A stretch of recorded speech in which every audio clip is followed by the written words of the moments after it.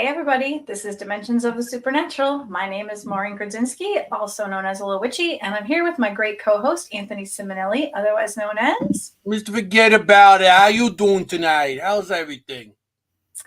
So, we are here with another fantastic guest.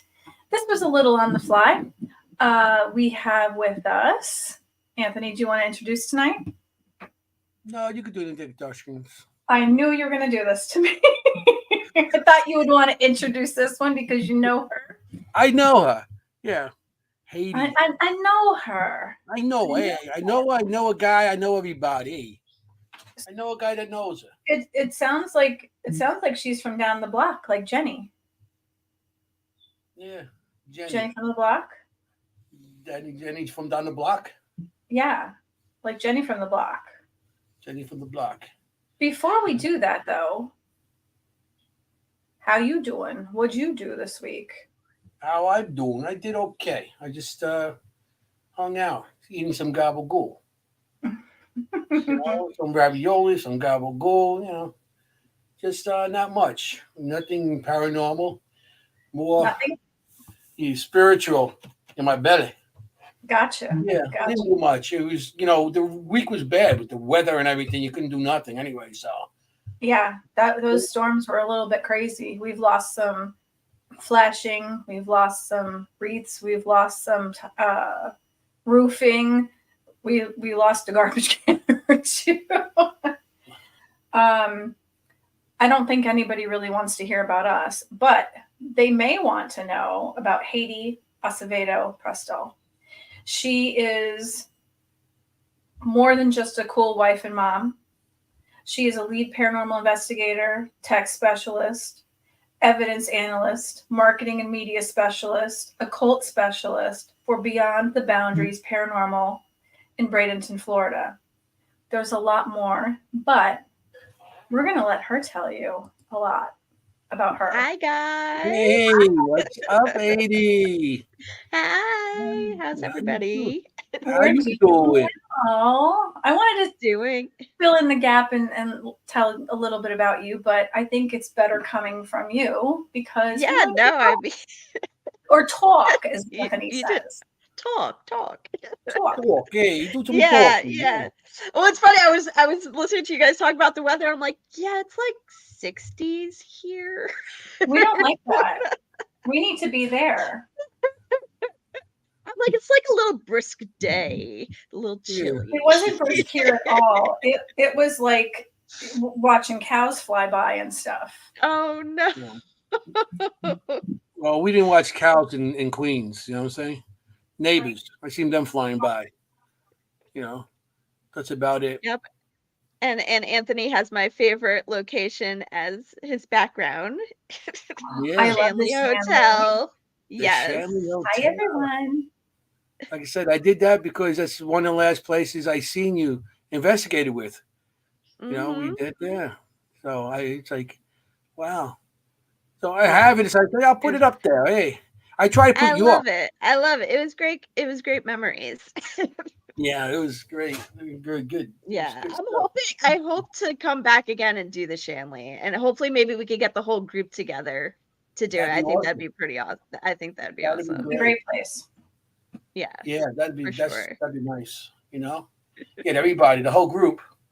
Yes. A big reunion. Yeah. Patrick, Cassandra, Cassie. Yes. Yeah. Get the whole group. Look. Lourdes is saying hi, Heidy. Lourdes. Hi, my love. I miss you. Lourdes said, hey. She's literally the reason why we are all together. Yeah. She introduced me to you. And, it's like, yeah. And then you said your husband, Mikey? I met my husband, Mikey, through Lourdes and Ron. Because if it wasn't for that York, PA investigation we did, I wouldn't have known and would have not met my husband. So because we did that twice. The first time I set it up, the second time Lourdes set it up. Yes. I remember. Yep. Because I was looking at some old clips on that, some old stuff. And you know what I got in one of my clips? What? Those light up sneakers you used to investigate. Nice sneakers. my trigger shoes. Okay, so You got for around anybody and who said, might not know, I had what we called my trigger shoes. I literally had these bright red and gold, like they were Wonder Woman sneakers that lit up. Crunchy step, yeah. That's And I awesome. think during I'm not sure if it was that investigation or some investigation, they like lit up on cue, like when we asked. So, yeah, But you know what? That wasn't so ended good up for calling it- reviews. yeah. The reviews. In the distance, all you see is like a glow of orange stuff running by. I'm like, what the hell is that? Oh, that's Heidy with her shoes again. Yes. That was also the day that my lungs got really messed up, and I learned that you should always be careful where you're investigating and breathing, what you're breathing in. Yeah, so We have so many people coming to see you tonight. We have Oh, all good. yay! We have Cesare tonight. We have Lourdes, everybody. Jenny, So happy. we have Jenny from the block. Jenny from the block. We have Ron. I feel like, remember the song Ronnie, Bobby, Ricky, and Mike? I feel like that right now. We have A lot of people. Paul. Oh my gosh, they're really coming out for you tonight. Oh, Look at that. I love Fabulous. that. Oh, It's awesome. you guys are gonna make me cry. I don't know who the Facebook user is that said hello, everybody. So if you want to throw your name in there, that would be awesome. Yes, hi everybody. They're so excited to see you. Oh, I'm so glad you're on and want to talk to me. Yeah. So why don't we get started so we can hear more about you and not about Oh, it's Mikey, your husband. Hey, Mikey. That's important too. Hey, Mikey, I got your favorite place on behind me. Yeah. He's like, oh, he just clicked off. It's like, There's oh, always forget it. Forget about it. how you doing, Yeah. Chris? There. You got everybody showing up. So Oh, that's so great. there's also a podcast that you do. It's called the same thing, Beyond the Boundaries The same. Paranormal Podcast. Yes. Yep. We had that going. We have to restart it. A month ago, our Google account, which was connected to everything, got hacked and we got locked out. Oh. So we literally had to restart the whole team. That's why we're no longer Florida Paranormal. We're Beyond the Boundaries because I didn't want to deal with that happening.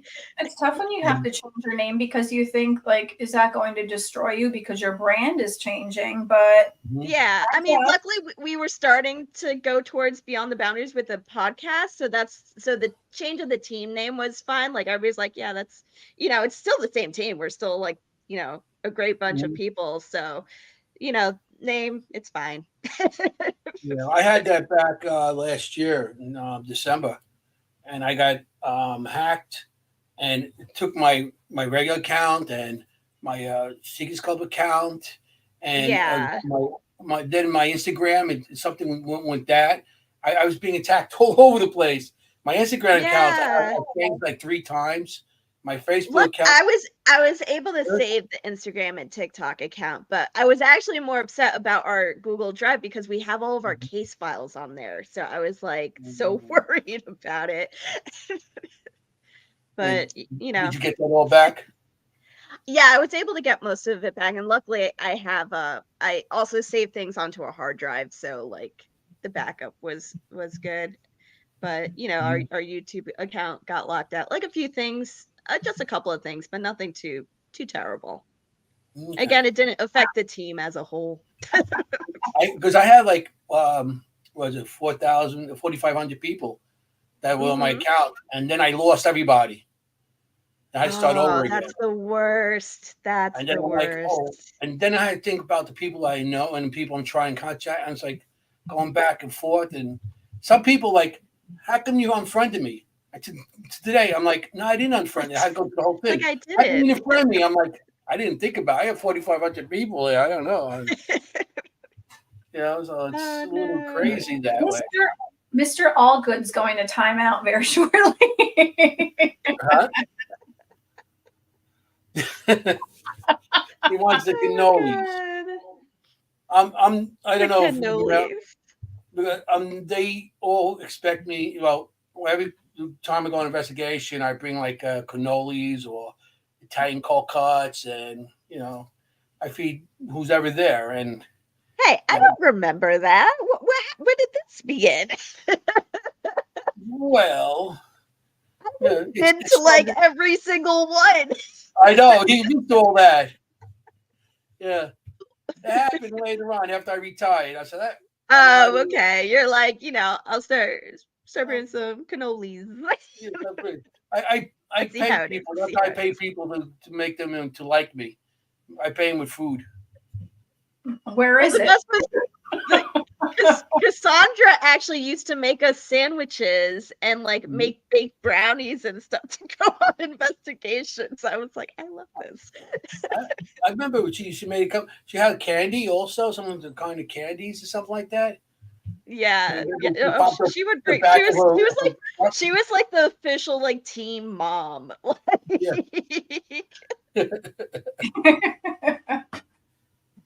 So your evidence you show on That Was Spooky. Yeah. Which is a great name. That's all the video our videographer Bill got to give him credit for that. So he's the one who ventures off. He's the one who ventures off into the cemetery, sometimes alone, to the cemeteries and different locations. Yeah. Mm-hmm. So yeah, he's great with that. Yeah. I last night I think I put on one of your old Beyond the whatever you have, the podcast you're on. Yeah, and I put it on last night and I watched some of it. It was interesting. Oh, I thought it was cool. Yeah. We interview like a lot of different, it's all about connecting with other investigators and other people in the field and just branching out, and all about para-unity. We're huge on that. So just, especially since I'm still somewhat new in Florida, like I definitely still want to network and get to know people down here too, and all over the place, honestly. So yeah, we had a couple people from Florida that we did, interviews with back, and I mean, there's people. If you're in Florida and you're good, you guys are good people. You'll find good people. Yeah.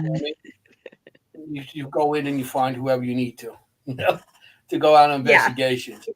So. Well, I will say, in investigations in Florida, at least we've had like so many residential cases, which I've never had in Jersey before. The amount of residential cases we were getting and what we were coming across has been unlike anything else, which is actually what led us to Beyond the Boundaries, because we were actually starting to get a mix of, people contacting us saying that they have paranormal activity, and then going more towards the extraterrestrial end of things. And we literally had like 3 back-to-back cases like that, where we're like, oh, this is definitely not just your average, spirit coming through and things like that.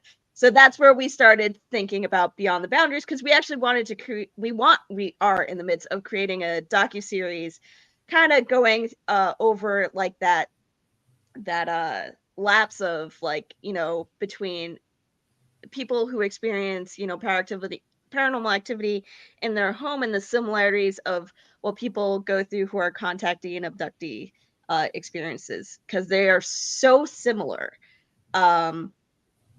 that it really got us thinking. I mean, when it comes to paranormal and aliens, so there's so much, like you said, people experience almost the same things. Yeah. With the paranormal and with that. So you don't know which way to go, or maybe maybe who knows? Maybe it's all aliens that we're all seeing. You know, you don't know. Yeah. But why are they in certain locations? That's what we question. Why are they in just one location? You know, Yeah. and they're imitating a lost soul that's in like in a Trans-Allegheny or any of those big locations. So it's questionable back and forth, but it's so much similar on what you see. Yeah. So, Well, like some of the similarities that we notice it is like with contactee and abductee, and then people who have spirit activity in their home, is the whole that 7-foot black shadow figure, and so that sometimes wears a top hat. That's actually really big in abductee and contactee experiences. That a lot of times that's what they see. And things like that. And whether that's like a masked memory that, is overshadowing like what they're actually experiencing or what. But yeah, we're starting to notice, for a while I went through the process of becoming a field investigator for MUFON and, going through the research, studying the handbook and everything. I decided to go more independent, only because MUFON's very strict with their procedures, and anything paranormal that comes through, they actually don't investigate. So they can have, abductee, contactee experience, but if there's any like ounce of like ghosts or, spirit activity, they won't look into it. And I didn't like that because I think there's too many similarities to create that break. Well, if there's both, I mean, wouldn't they think that there is a possibility that it might overlap and it might have something to do with the other? Yeah, I think for data purposes on their end, they just want strictly like, more towards UFO and no question on whether it could be something else. There are some investigators within MUFON that will, on their own will be like, hey, I'll take this case if you want to throw it out. So, so luckily there are people in the organization that will take them, and I'm in close contact with one that's helped us out with a few of our cases. So it's pretty good. And I learned a lot through MUFON, but definitely an independent route, just because I don't like that. I like to be unconfined. Yeah. We have to look into what you want and what you feel. Yes. Because these regulations where you have to follow the line and say, no, I'm not supposed to do that because they don't want me to do it. You're like, the hell with that. That might be some research. I'm doing it. Yeah, I understand that.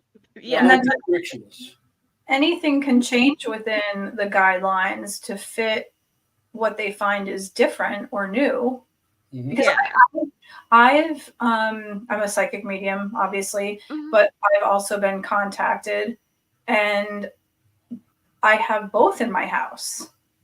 And now my husband is starting to hear, there's a woman that all of a sudden we hear, hey, out loud. Both of us hear it. So they're starting to get a little bit brazen. Or is it that we're between dimensions? It's like, why not study everything? Because maybe everything, answers. It's like they're really limiting what they're getting. Right.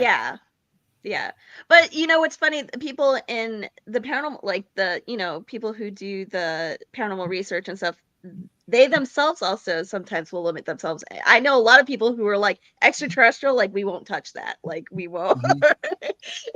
and teach their own. Like I told it is scary to go into, because especially like cases that we've had where it's like ends up being extraterrestrial. It's like there is no amount of sage or blessing or prayer. Like we can't. All we can do is gather the data. But we can't make what you're experiencing stop. And I think that's what scares a lot of people when they go into that part of the field, because it's like, what do you do? When you guys get a case, do you guys interview first the people, or you just go straight in? Because then you decide, when you do the interview with the people before you go in and investigate, if you decide, well, maybe it is alien more than So we you go have like a differently? very What do you use on alien? yeah, we do investigate. So we have a very thorough system when we take in cases. First they literally have to fill out like a 50-60 question questionnaire. Then they have to agree to a background check. And then we do a video interview and then an in-person. And then we actually investigate. And then we'll sometimes bring out our medium first to do a walkthrough, and then we'll go in and we'll gather what she's picked up, and then we'll go in and investigate. And we've had the cases where it ended up becoming more extraterrestrial. It's our medium walked in and they're like, there is no spirits in this house. They're like, there is no like that's not what's happening here. And I'm like, are you sure? She's like, yeah. And the thing is, she doesn't pick up on extra. She's like, those are living beings. She's like, I don't pick up on those more. I think it's more by choice too. Like she just doesn't want to, and I get that. So when it comes, like one case we were like, we were actually not getting anything, one residential case, none of our equipment was really going off. Nothing was really happening. But the people were so distraught still. They're like, no, things are happening. We know they're happening. We know they're happening. And we're like, you know what? We're going to stay. And I remember during the interview, and that's what is great about, having a thorough interview process is the one person did make mention that they had abduction experiences while they were younger. But they didn't put two and two together or thought it was related until when we got there. And I was like, and then we started noticing when we had the couple come back inside the home, because usually we had them leave for a few hours so we can kind of determine what's going on. Our equipment went haywire when the one person like would enter the room, and it was only him. So we're like, okay, that's odd.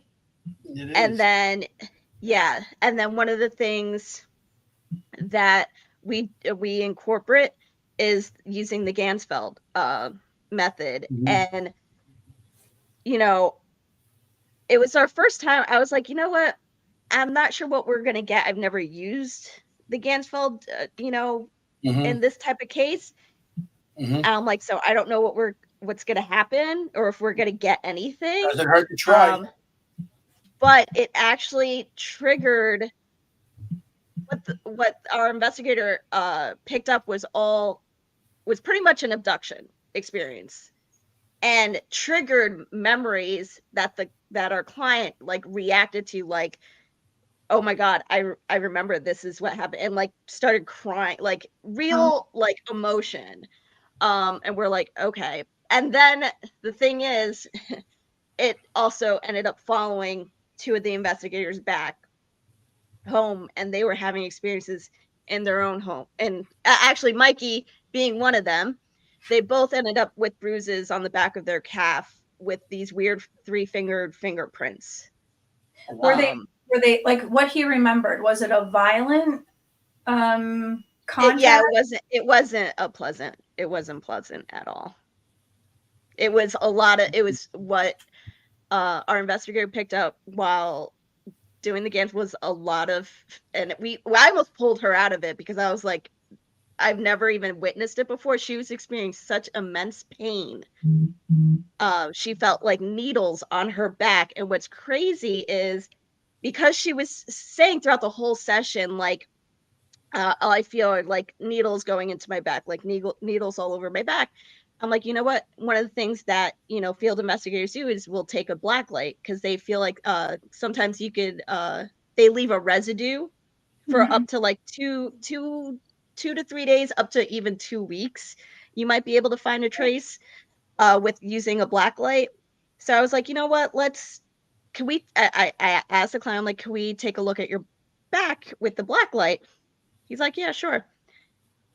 Where she kind of suggested where the pain was, he had like needle marks light up in the black light. Wow. And then I go to the investigator who went under, I was like, can we take a look at your back?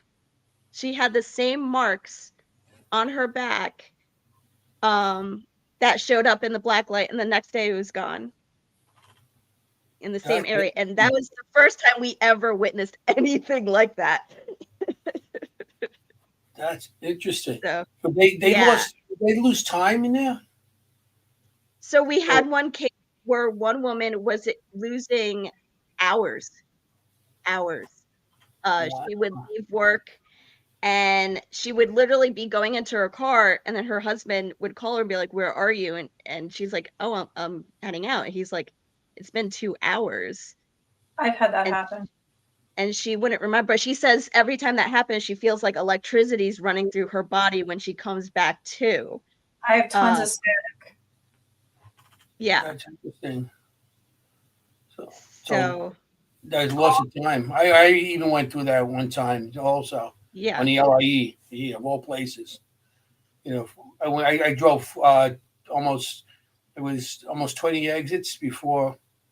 Oh, wow. I know. Yeah. I was like, I started at exit 62 and I ended up at exit 42. I was like, how the hell did that happen? That's a whole new way. And I lost a half hour in time. Wow. Not Jesus take the wheel. It's like E.T. take the wheel. Yeah, I know. E.T. Just don't crash. Yeah, they took the wheel. All Good wants to know, has Mikey experienced lost time episodes? No. Trying to think. I don't think so. I hope not. But we since that case, we've had things continue to happen. I was just gonna ask that too. Yeah. So, whether I don't know entirely if it's all that, because we go to a lot of different cases and stuff, so we don't know where. But ever since he got the bruises, it hasn't really been the same. Mm-hmm. And I actually, that night that it happened, I heard talking in our bedroom while we were sleeping, and I thought, because sometimes he talks in his sleep, so I turned around, I'm like, shut up. But I turned and he was dead asleep, was not talking, was snoring actually, and I was like, oh, that's weird. And then the next morning he woke up with the bruises and everything, and he for a while, my son, God bless him, he's 2, and he went for a while where he couldn't sleep in our room, because we still co-sleep. So we all camped out in my daughter's room because that's the only place he felt comfortable sleeping. But we could hear footsteps upstairs walking around. Nobody's up there. We just hear footsteps. I'm like, what is happening? Upstairs in that room. And everybody's like, put up a cam. I'm like, I want to, but I don't want to, because it's my home. Have you, when you heard the talking, was it kind of or was it talking? And if you heard talking, did it sound like meow, or was it a language?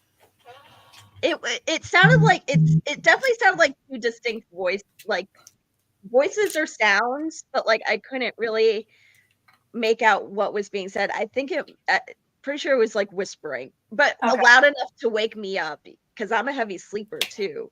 But what's weird now too is, so every time now we do the SD session, on our SB 7 or 11. So when we started with this case, we were getting weird digital sounds come through, beep boop, beep boop, boop boop, never heard it before. And now every case we do, that's what's coming through. Almost everyone is that, weird beep boop sound. And during the Gansfeld, they were actually picking up a language that we didn't know what it was. She actually thought it was gibberish. She didn't say it at first, but she's like, this thing is saying these words over and over and over from the second I put on these headphones. Mind you, the Gansfeld is only white noise. It's not, radio sweep or anything. It's just white noise. she's like, they're saying these same like gibberish words over and over, and she said it, and it triggered the client to break down crying, because he's like, that's what they were telling me to do when I was trying to get off of the table. Because he said that he was strapped down and he was trying to get up, and they kept pushing him down, and they kept saying this one phrase over and over, which we didn't know about. We didn't know any of the details of his, abduction experiences when we were doing this. And she was picking up on that one phrase that I she wonder, said. did you record this? Yes. Run it through AI. Okay. See if it picks it up, because people are saying that AI is like even decoding old like Aramaic. Oh. That okay. no one can know. decode. Yeah. Okay, so I'm gonna have to run it through, because we were trying to figure out what language it could be. Like, we were trying to look up like all these different like languages. I'm like, I don't know if it's that or that. So I'm gonna have to run it through AI. But what's weird is, so the Ganfeld is in isolation. The person's isolated in the room. Mm-hmm. We actually picked up EVP in the room with her, which was odd. Yeah, that's interesting. And you got this all recorded and everything's recorded and the side and yes, yeah. So, it's a good thing you got that. Yeah, we've been with Ron when he's been doing the ITC method, and oh my god, I want to experience that. We've had that like, that weird beep boop kind of thing come through, and we all kind of like looked at each other, and I've had things come into my home and they sounded very synthesized. Like these two beings were saying, healing you. And it was kind of slow, and it kind of had like a choppy voice, but it was very synthesized. And it's weird, because they're saying that, if you have something like cuneiform or Aramaic or Sumerian text, you can put it into AI and it literally will do everything. Oh, I'm gonna have to do that. I'm gonna have to. That the voice you're talking about, the synthesized type of thing. Maybe they have something they can hold up against their mouth or in their mask, whatever they might have. And they speak into, and it comes out the language of the person they're speaking to. Translate. That might have been the healing you part of it, because that's why it maybe sounds synthesized. I wasn't afraid though. That's the weird part. Like when they said it, I was like, okay, back to bed. If something's telling me they're healing me, I'm like, can you get the back pain too? Like, I know. You like do a little like deep massage while you're at it. But that wasn't the first time I had a contact. That was like the most recent contact.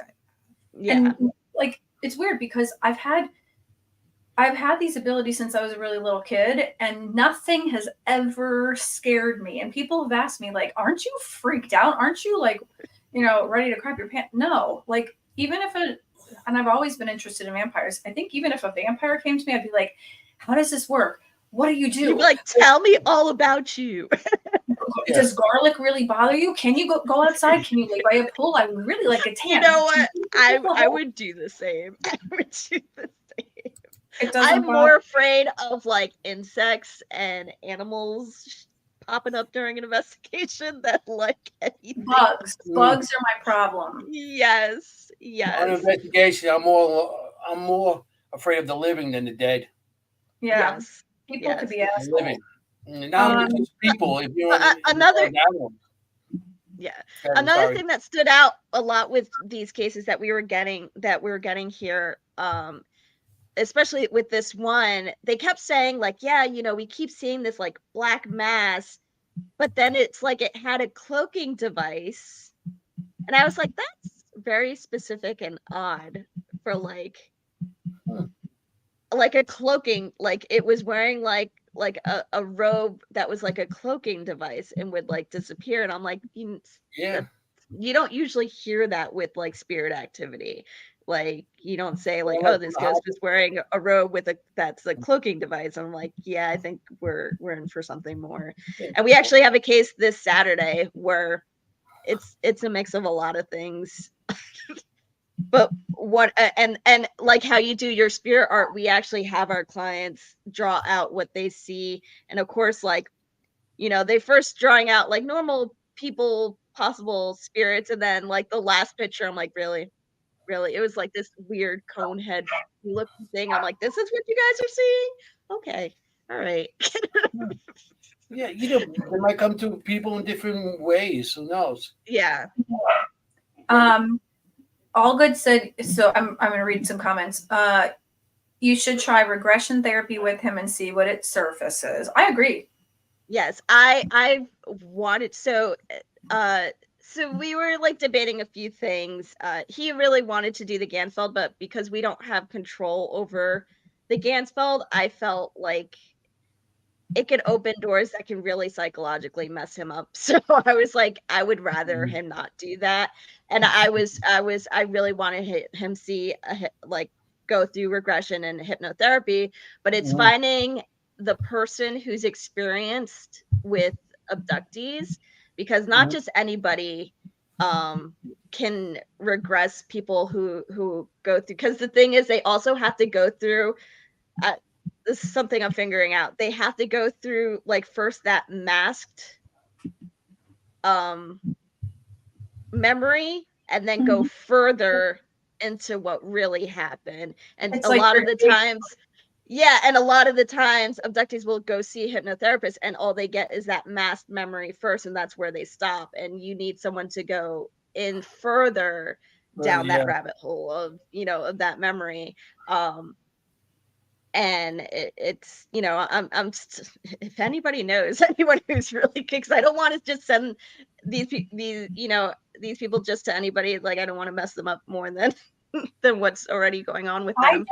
I do regression, but it's past life regression. I don't think it would be much different, but I don't know if I do enough. Like, I wouldn't want to mess somebody up if that's going to be like a violent, like if he goes back to a violent thing, like I wouldn't want to be. Yeah, only because it seems like his experiences were more violent versus some other people who've had experiences that were more like pleasant. Like, you know, you've said you've heard like that they were healing you and things like that. That I would be like, yeah, go see, you know, whoever. But because this person's experience was more on the violent end, I'm a lot more cautious on like who we send them to and what we do, only because, you know, even just the Gansfeld, we've had people's PTSD, you know, trigger. We've had people have anxiety attacks trigger. We've had our own investigators pass out or hysterically cry. So I can only imagine doing that with someone who's gone through experiences like that. Like, it's traumatic. Like for some people. It's very traumatic. Something like that happened to me. Mine have all been positive experiences. Some of them have been really funny. Like, there are some ETs that are just sarcastic and goofy and they giggle and whatever. I've never experienced something really super negative, at least not that I know or I remember. I've never done a regression like that. I've only done past life regressions. And when someone's had a traumatic past life regression, I tread very carefully. So I think it needs to be somebody who's like a psychologist or a psychiatrist. Yes. Have to deal with the aftermath. Who has like that. Yeah, exactly. Like someone who has that psychology background that can help with trauma. You know, not just open up all these memories and go, bye. Good luck. I'll see you. Bye, goodbye. Yeah, like it's more like finding someone who has that psychology background that you know, I would feel comfortable, you know. But I think the Gansfield would be dangerous in a situation, because I've done it with you also. We did it in York that time. Yeah. And it opened up, and I was like, I was opening up, seeing fires and stuff like that. And I was like, what, you know, and nobody knew we was talking about fires. But then the next day as we were leaving, we were driving down the block. There was a building on the block that was burnt to a crisp. It was like just totally burnt. So I don't know if that had anything to do with what I just dreamt. You know, Yeah. not that I dreamt, but what I was Yeah, but getting, what you were seeing, yeah. you know, Yeah, it yeah, does and open up like the I said, mind to expands more than, you know, it could be. yeah, it puts you in like a weird, like a almost like a sleep awake state, like that in between state where It's like a it's twilight. yeah.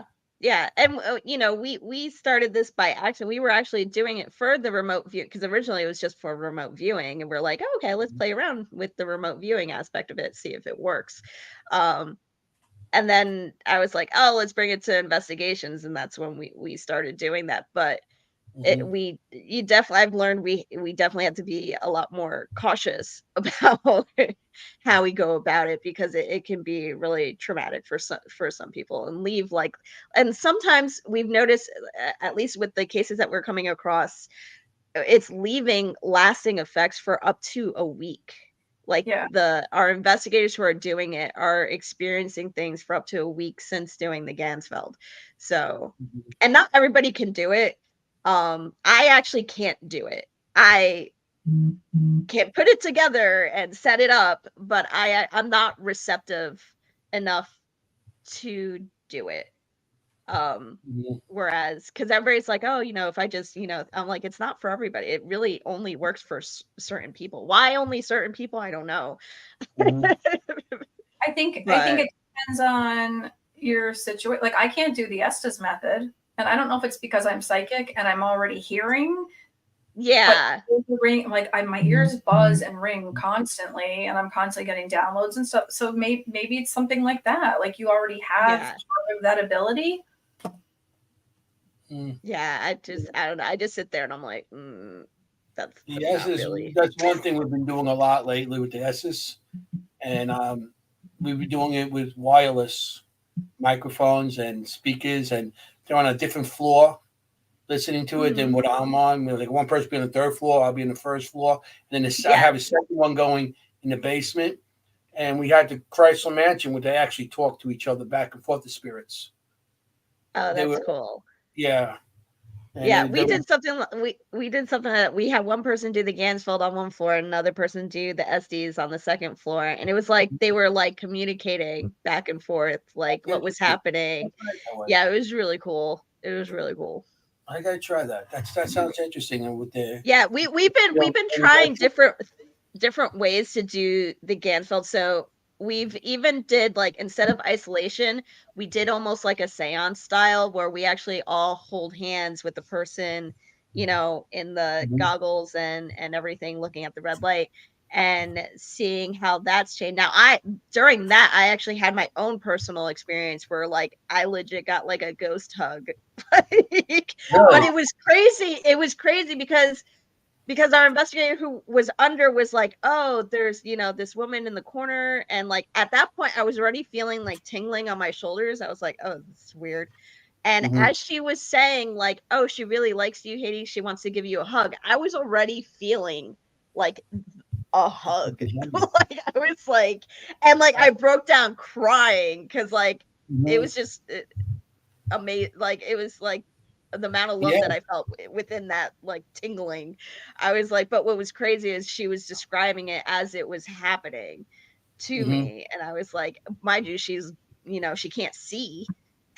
She's all blocked out with the red. Yeah, and we started doing with objects, holding an object to see if we can kind of capture the memory of that object while doing the Gansfeld.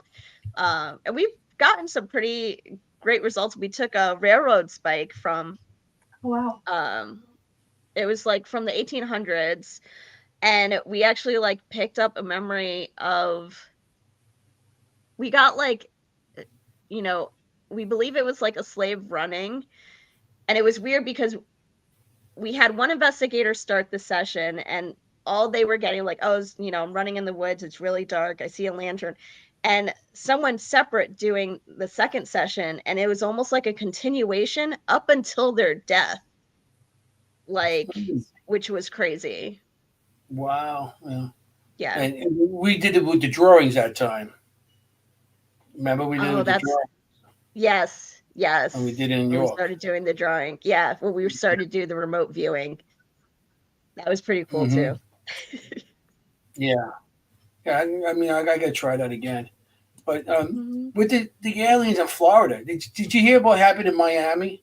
What do you think about that? With they're fighting with sticks and they're calling the cops, and then they show like 400 cop cars show up out of Yeah, nowhere. that's What? really the amount of cop fight? cars that showed up is really for a teenage fight, like felt like that was overkill. But I don't know. I really want to try to find someone who was there to hear their side of the story, because what's crazy is everyone who's coming out is describing the same thing that they saw.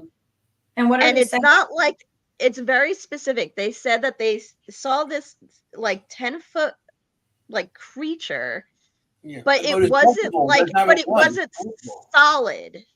They said it was like almost coming in and out.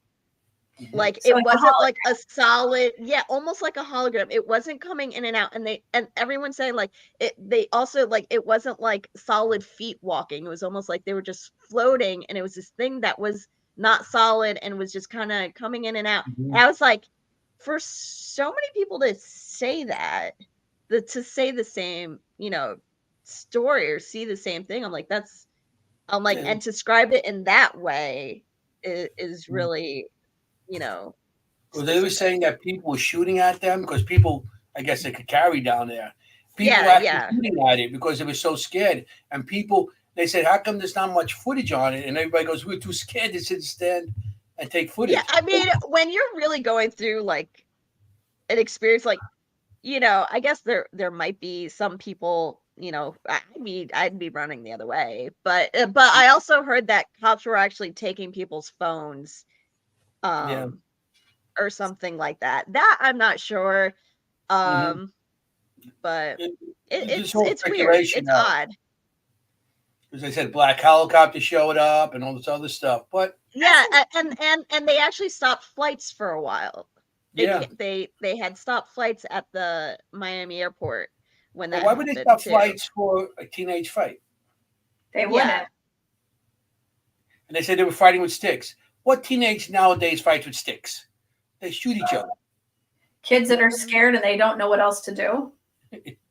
They said they were fighting with sticks, but that was interesting. That's like how that. Well, another reason why there might not be footage, because I also remember like a detail from one of the things I heard was like they said all the like even like the radios like from the cops, everything was going haywire during that time too. They lost power also. They said the power went down. Apparently like a certain like radius, like mile radius, like the power went out. Yeah, that's interesting how that is. Here's the thing. It could either be that it was real, or somebody was playing a really nasty, cruel joke and created something that took out all of the power, all of the technology, and created like a crazy hologram, and it scared the crap out of everybody, including like the police, everything else that was like in the area. And because it took out such a wide area, they don't know what to do with it now. Yeah. So well, one of the things I think we'll never admit is if we lose control over a situation. So that's why the police are taking all the phones, because they're not going to want to look stupid and like they didn't know what else to do. Yeah. Where are you located in Florida? You near Nassau or any of those? I'm on the Gulf side, so I'm near like an hour from Tampa. Nassau's on the east side. That's like 3 hours or so. I mean, I would love to take a trip out there though. Yeah, but maybe that's why there's more aliens, like sightings, or UFO or AP, whatever they call them now, AP. UAPs. UAPs, yeah. UAPs, yeah. Right, UFO is easier for me to remember. I don't know, they changed things on me in mid-sentence. But maybe because of all the technology for shooting space from that area. Maybe that's why they're coming to Florida. Or Yeah, maybe they like better down there than in New York. At one point, from what I remember being told, Florida was actually listed as number 2 for sightings in the United States.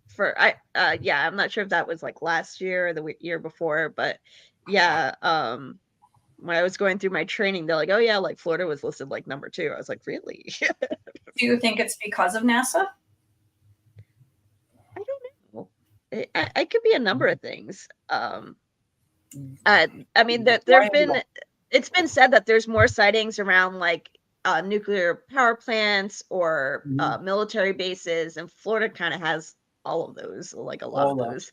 So, but you got Bermuda Triangle over there. That's the other thing. Or is it because like all the triangles up in Connecticut and Vermont and whatever, they seem to have a lot of Native American burial grounds and spirits and Bigfoot sightings, and also, UAPs. Yeah. One thing I always stuck in my mind, it was actually at I'm pretty sure it was Para-Unity Expo, the one that they have in Jersey. I went one year, and there was a person who created like an app that showed like the most haunted, locations in the United States.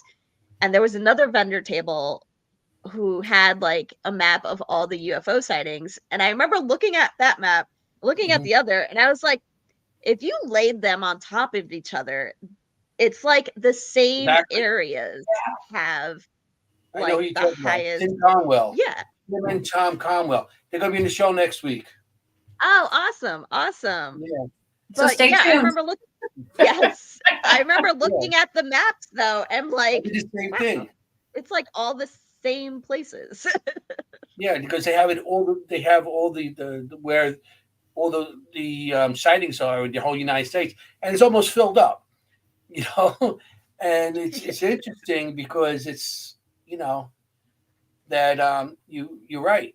Wherever there's usually, and not only just spirits, cryptics, Bigfoot, cryptids, yes, or some sort of other kind of cryptics are in those locations also, and that's what makes it interesting with aliens and with the cryptics and the ghosts.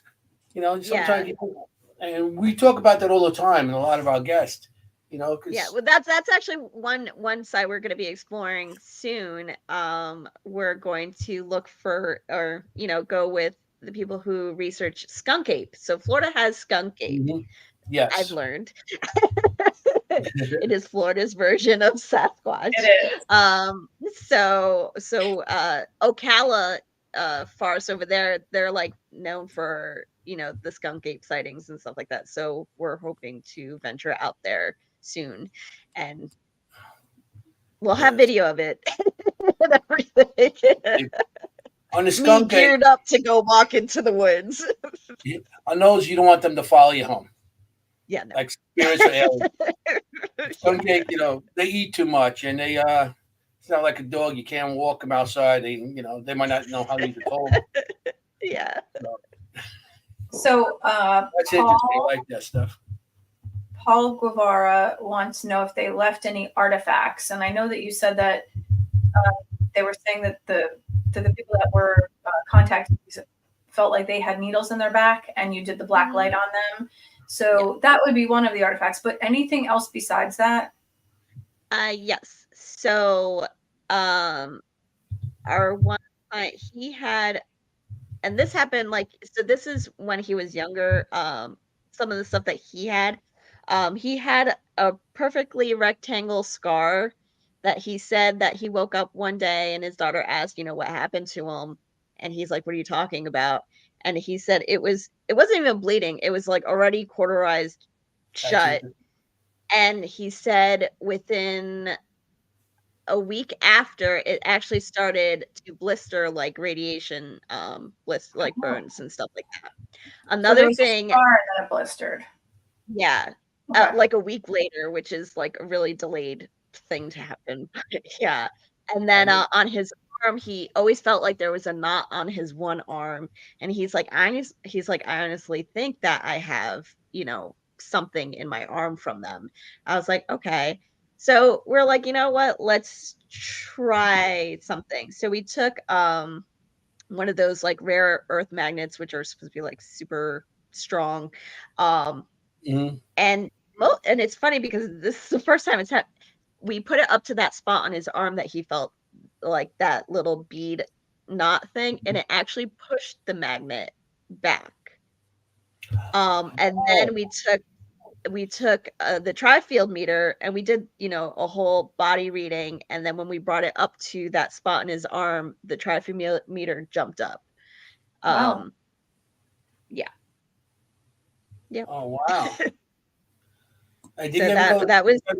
Did you ever get it X-rayed or go to the doctor or anything? But we've suggested it, but it's up to him to go to. We can't force him to go to the doctor. No, that's like telling my husband he's got to go to the doctor and get a checkup, and he won't. Yeah. Did the needle marks show a pattern? Not necessarily. It was just like a needle marks only on the top half of the back. And it was like almost like scattered like these pinpoints that like an allergy test black light kind of thing. Oh yeah, almost like an allergy test, but it's just like just on the upper back. Interesting. That is interesting. And 2 people had it. That's what makes it more interesting, that multiple people had it instead of just one, because one person and the person who and the person who got it was only doing a Gansfeld session. Like, she never had an abduction experience ever. So it was pretty odd that we ran into those similarities to happen. They could be around us, like you said. Maybe the cloak. They wear these like Harry Potter puts on that thing, and he goes all over the place. And you never know. Some of these things on TV or movies might be real to. They got it from somewhere. Yeah. The idea of it. That's interesting. Yep. Now, being here, especially being here in Florida, it's definitely opened my mind up more on that whole side of the paranormal field. So it's been a ride.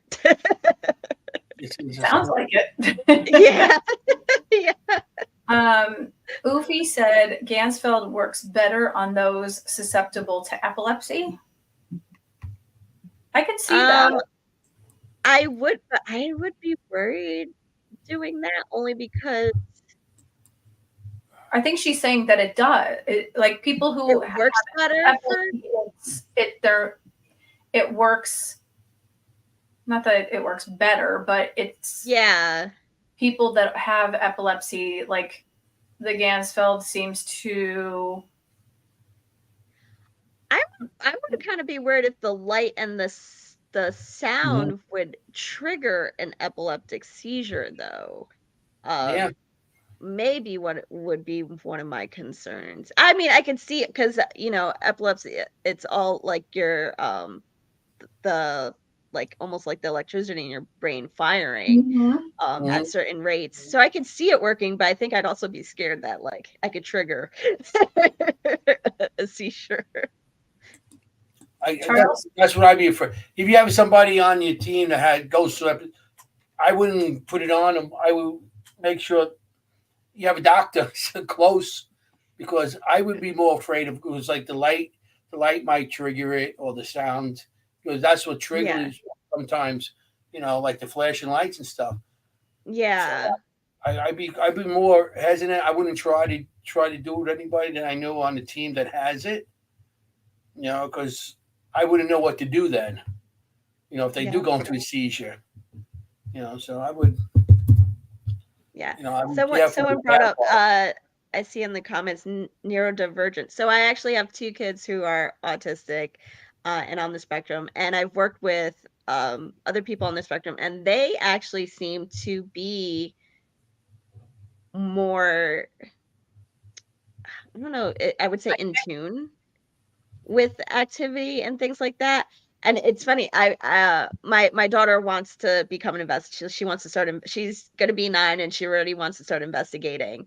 But I was like, she has a lot of like sound sensory issues. I'm like, with her sensitivity to noise, she would probably pick up EVPs like real good.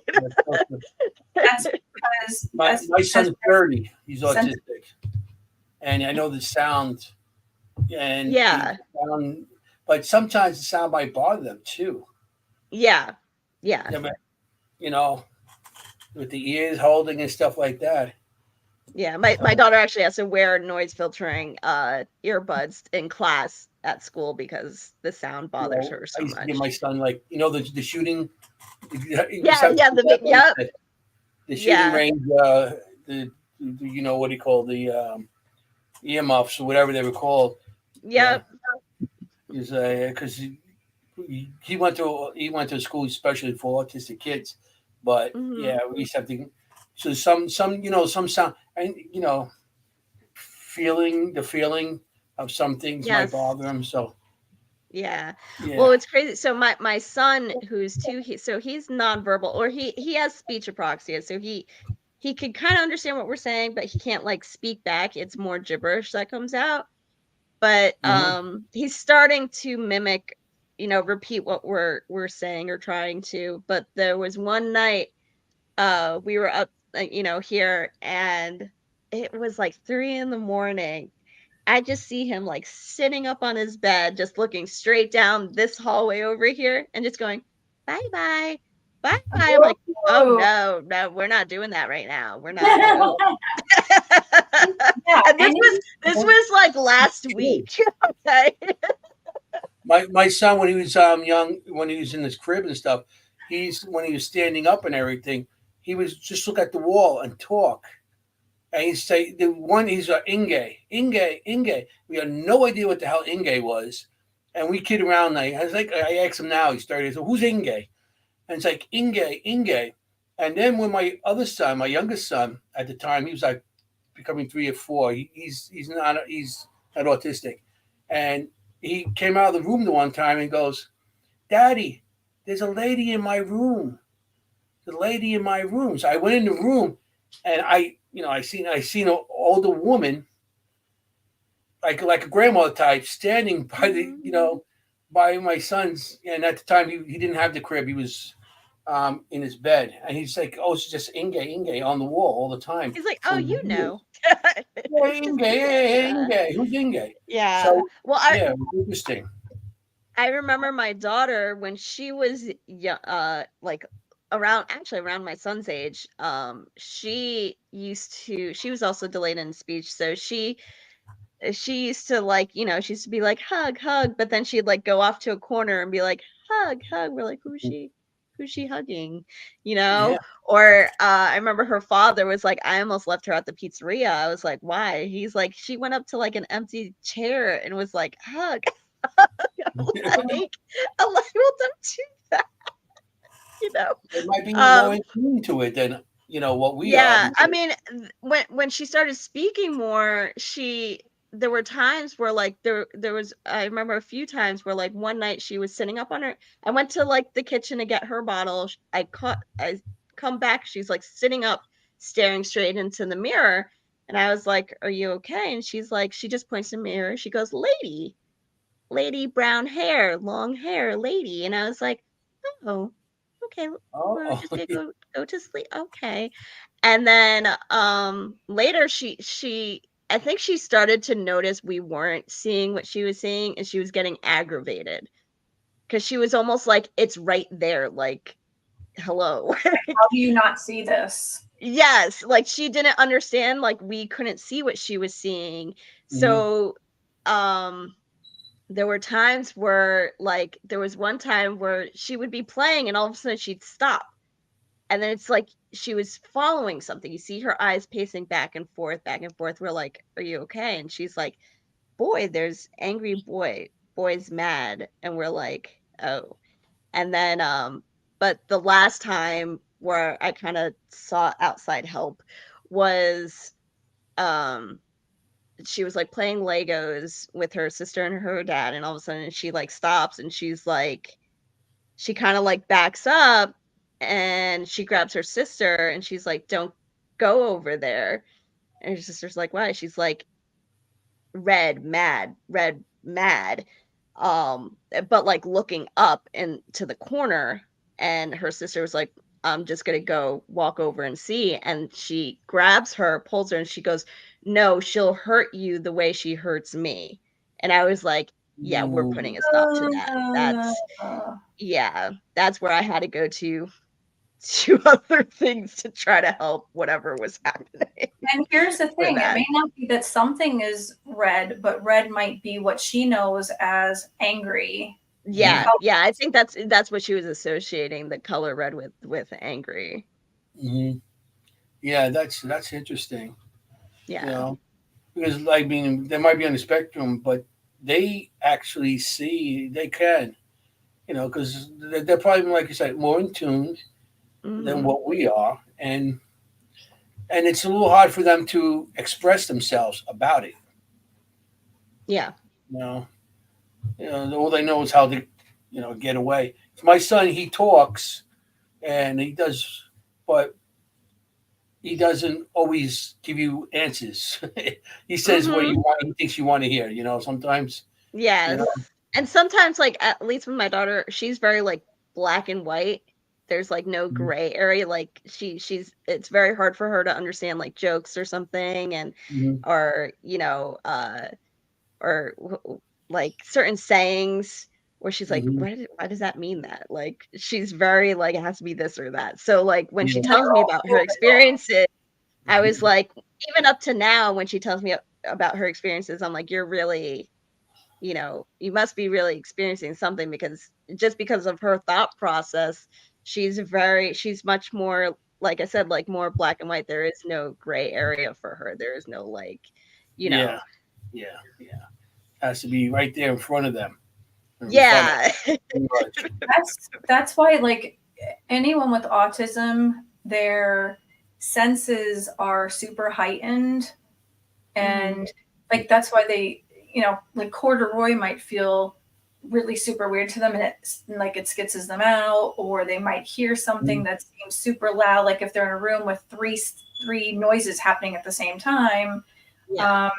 But that's what might make them psychic. And it's been proven that they do have a lot of psychic abilities, but that also might freak them out, because it's just one more thing for them to deal with on top of all of the other problems. Everything, yeah. But they're not the only ones that have that. Like there are other diagnoses that deal with,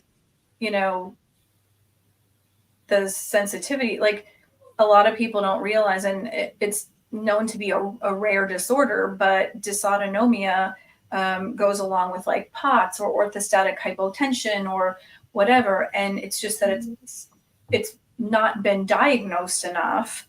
And that's what I wound up being diagnosed with. And it just like blew up. It's a fight or flight disorder.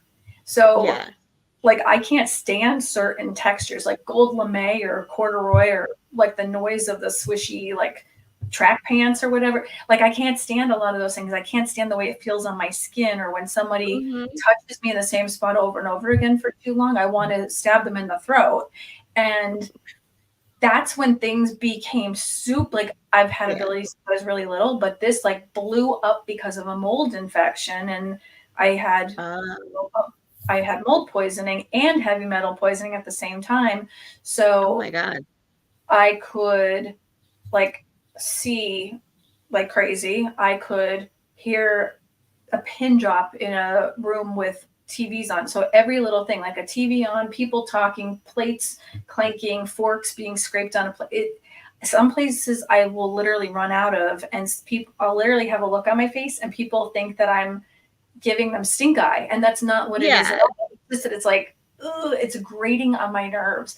But that's when I can hear everything, little pixie, wood nymph, whatever it is in the room, and people will give me, something to listen to, and they're like, I don't hear anything, and I'm like, oh no, it was a wood nymph. And he said, blah, blah, blah. And they're like, how the hell did you hear that?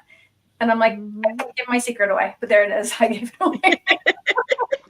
Or I will be able to see something. Like I was doing a reading for someone last night, and I said, you have two people in your house.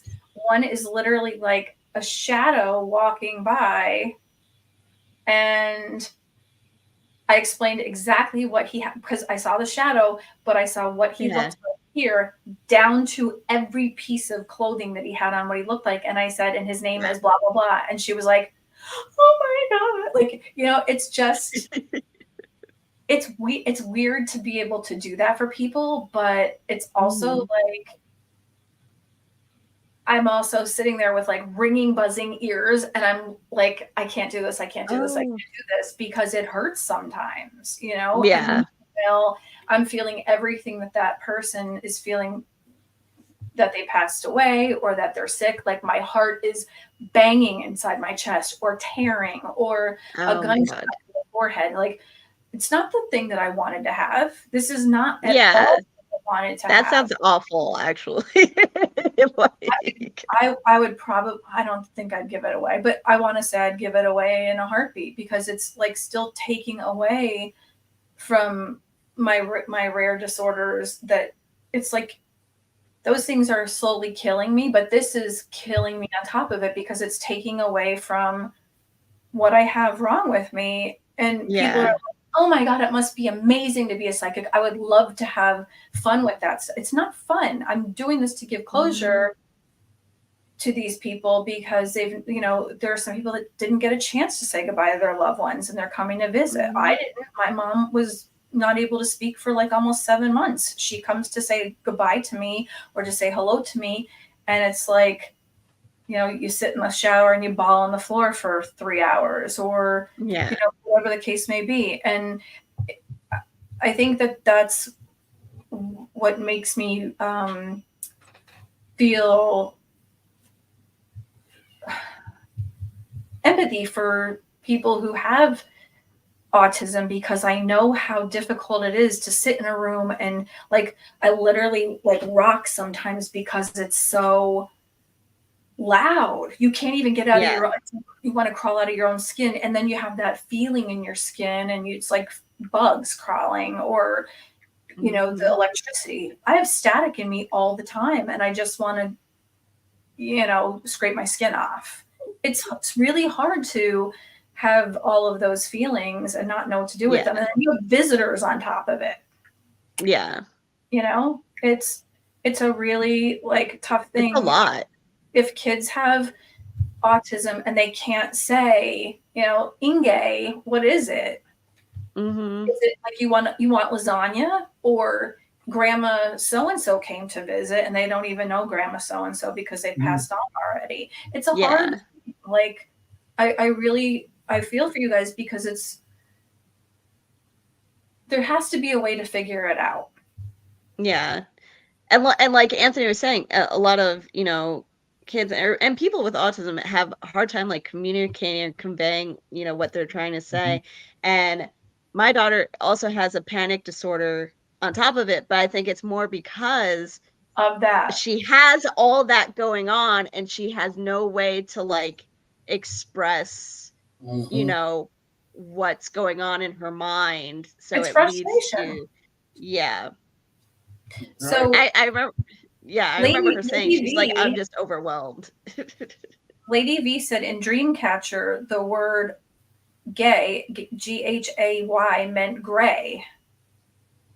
So what if it was a woman or a man with gray hair for you guys? Like, maybe they were trying to speak for the person.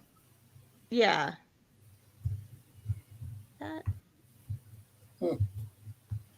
Yeah, I never thought about it that way. Yeah. Because if they, maybe you were thinking that they were nonverbal, but what if they were being used as a conduit? Yeah. Honestly, the way my son talks, I'm like, I think he knows some hidden language that he's speaking, like Lost Atlantean, that he's speaking perfectly well. We just don't understand him because he's so expressive, talks with, and he'll say the same words. Mm-hmm. And it's like his own, he created his own vocabulary and sayings and things. It's just no one else can understand him but him. Although there was one boy in speech therapy who has the same thing, and apparently they were talking back and forth like they got each other. Yeah. I'm like, he probably knows it too. It's their synchro language, It is.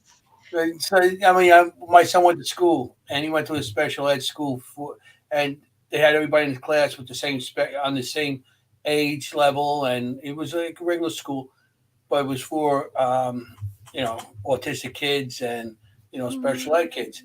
So he'd be in class talking up a storm, and then he'll come home and you ask him, and like at home he wouldn't talk as much back then. Now I can't stop him if he wants something. All he does is X. But back then we couldn't get nothing out of him. But you'd brought him to school, and he'd be in the class, they'd be chattering up a storm.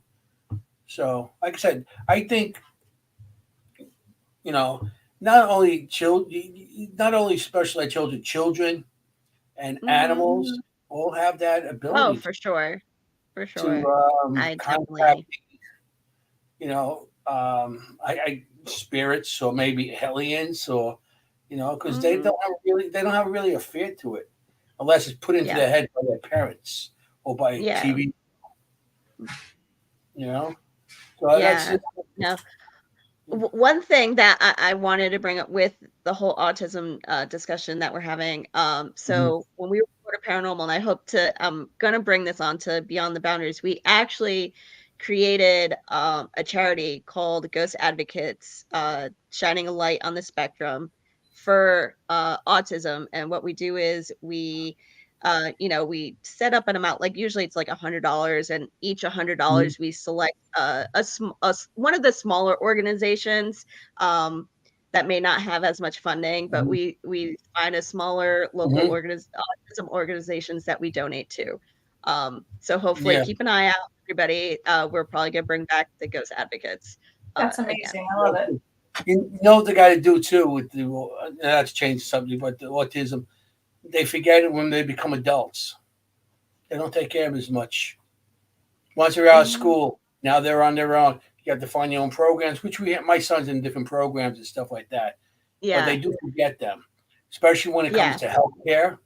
Because after they're not underneath us, my son, I had healthcare for him until he was 26 years old. Now he has to go on Medicaid. Yeah. Well, we try to find those organizations that help that adult transition. There are some great ones in Florida that actually do work with that do the work transition and help with figuring life as an adult, because there aren't that as much programs out there for that, and there should be. That's because people they put them in homes then. They only care about the kids. That's it. Yeah. But it's like those kids grow up, and try to, that's Boofy says, Dee, is there any history of abduction in your family except for, well, we know about your husband now. So on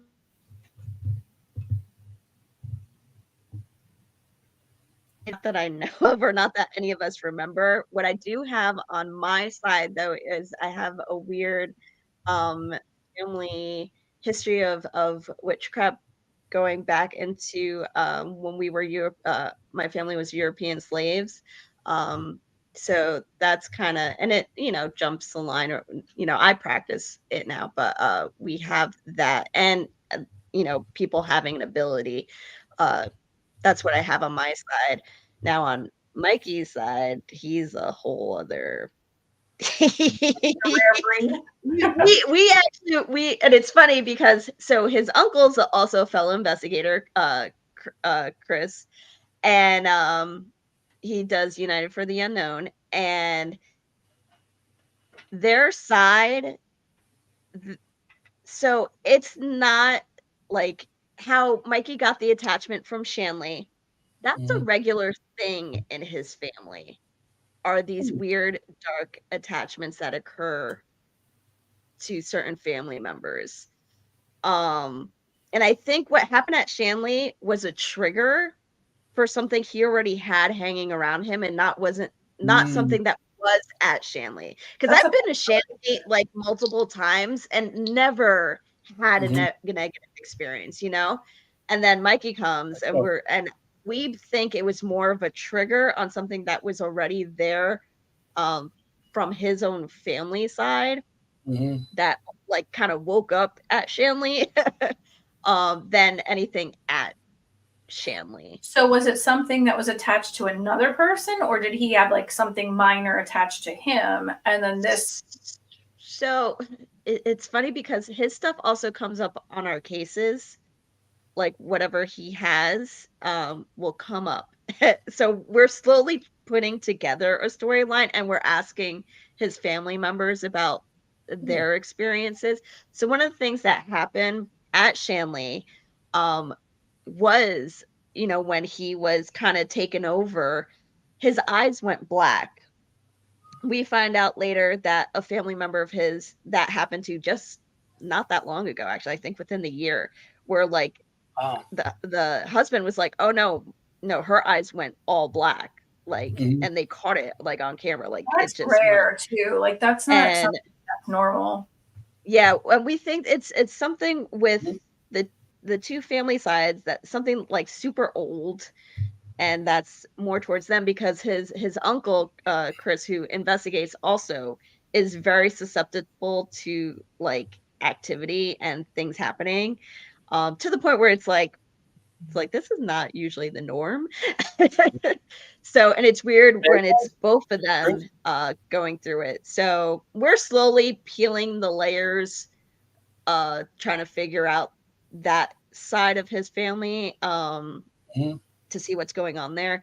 Only because we also are seeing signs of my 2-year-old, you know, saying, you know, bye-bye at night, or getting really scared that he doesn't want to sleep upstairs. Or there are times where we see him like talking up at a fan for like, you know, a good like 15 minutes straight, just chatting away. So I'm like, yeah, let's go into this more. And the fact that whatever he has is coming up in our sessions, has been it sometimes it throws us off, because we're like, wait, does this have to deal with what's going on here, or is this you?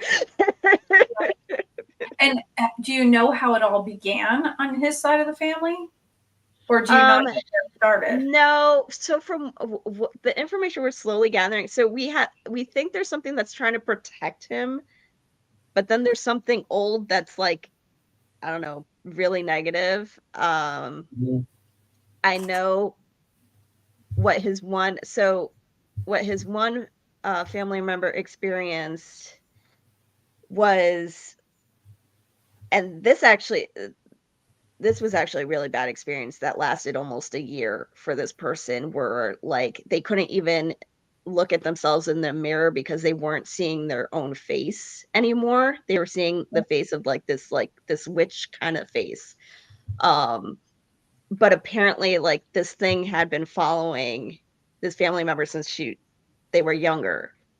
And it can go back further, but there's a break in the family line too, because nobody knows too much past like the grandparents, like the grandparents' parents, like that's like a mystery. So we're like trying to like figure it you know, it's really interesting. I love going down like the family history hole, like rabbit hole, like but genealogy is great. I've done mine. I love it. Yeah. Yeah, but when it comes to like, no, that's not my grandmother. We have one of those kids that we got into. But yeah, when it comes to abduction, because I think the extraterrestrial feels so new for us too, and we're still learning.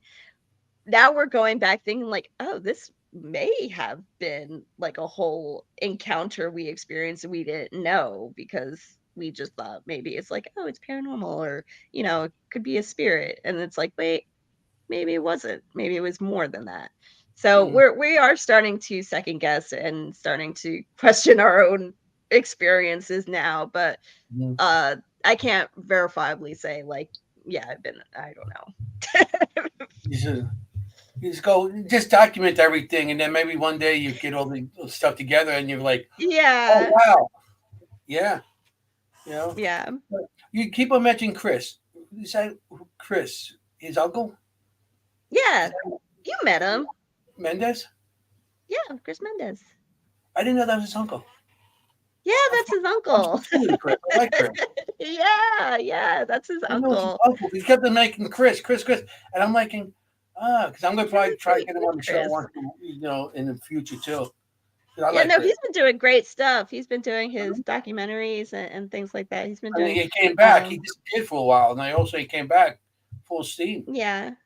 No, he's been, but yeah, he's even been trying to figure out more about his side of the family. He's like, no, there's something weird about us. There's something weird about all of us, I think. Yeah. Man, I was on their podcast years ago, him and his buddy there, ex-buddy. But yeah, I was on it. I drove down all the way down to Jersey Shore just to be on their podcast. Get down there and then we get like an hour, 2 hour podcast, and then you drive all the way back home. Oh. Yeah, Chris is good. So you didn't talk to Snooki. No, Snooki's no. I don't, she's a possession by herself. But we done a couple of good investigations, like at the Shanley and New York and everything. So, I mean, if you come back up this way, definitely. I know Lourdes is gonna be all crazy. He's like, she'll be crying and everything. My bestie's back. But you and her were tight.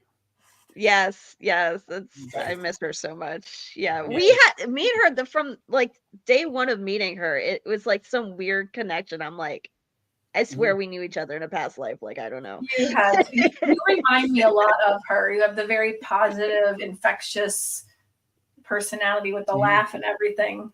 Oh, see, that's a compliment, especially comparing to her. So thank you. Yeah, absolutely. I love her too. I was so drawn to her when I walked into the bash.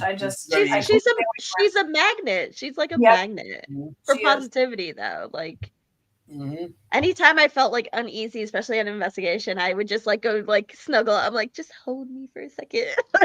I'm like, I just need your positive energy to just, Yeah, I'm going to see them tomorrow, her and Ron. Oh, that's awesome. Yeah. So I'll see them. Okay. I'm always seeing them, so that's great. So we come back, we all get together, we have to go somewhere and investigate or just hang out and eat dinner. I'm always down for eating dinner somewhere. Lourdes goes, oh, I love you, Heidy. Ron goes, ask Heidy about Hinsdale Lourdes. Oh, Hinsdale Lourdes. I heard about that. That is not positive, Lord. That's that we don't know who that is. But that's also why we started.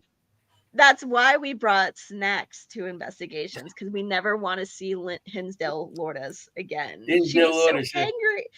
It was hangry. Hangry. We keep her fed down. She was so hungry. She's a hangry Lourdes. Oh man. Yes. At the Hinsdale, we didn't have enough snacks. Oh my gosh. You can't go anywhere like that without snacks, especially since you're walking around for miles. Exactly. That's pretty much why I stopped bringing food on investigations, to keep her fed. I don't want to see a head spin around spitting out pea soup. Oh, Lourdes goes, and stink bugs. Oh my God. We did one investigation where like the whole upstairs, and it was funny. I had the headphones on while doing the EVP, because sometimes I like to try to see if I could catch it in real time. So I had my head, all I could hear are like when I tell you every window was covered in stink bugs on the inside. Every window was covered with stink bugs. So all I was hearing are the creepy crawly, like them like moving. And of course our light was the only source of light, so they were attracted to it and like flying into us and like flew into my, like one almost like went into my mouth, and I ran out screaming. I'm like, I'm done. I'm like, I can't do that. I remember I was on that one with you guys too. Yeah, because the rampart kept on going off. It's like there's not the rampart. The stink bugs are landing on top of the antenna. Stink bug landing on top of the antenna and setting up. Like, at first, we're like, "Oh, we're getting some great activity." We're like, "Nope, no, I think that's a stink bug on top of the antenna." Yep. Yeah, I remember that. Like, that was there crazy. There were so many. Oh God, never again. That was man, that was almost traumatizing. The stink bugs were our spirits. Yeah. I think you go in there and you're stepping on them too, and now you find out what they call stink bugs. Yeah, you don't want to do that. You have to like slowly cup them with a piece of, tissue or something. Because you can't crush them. No. And there were so many, so I was just I left. I was like, you know what? This is your place. I'm in your your bubble. I will see myself out. No, that was funny that night. Yeah.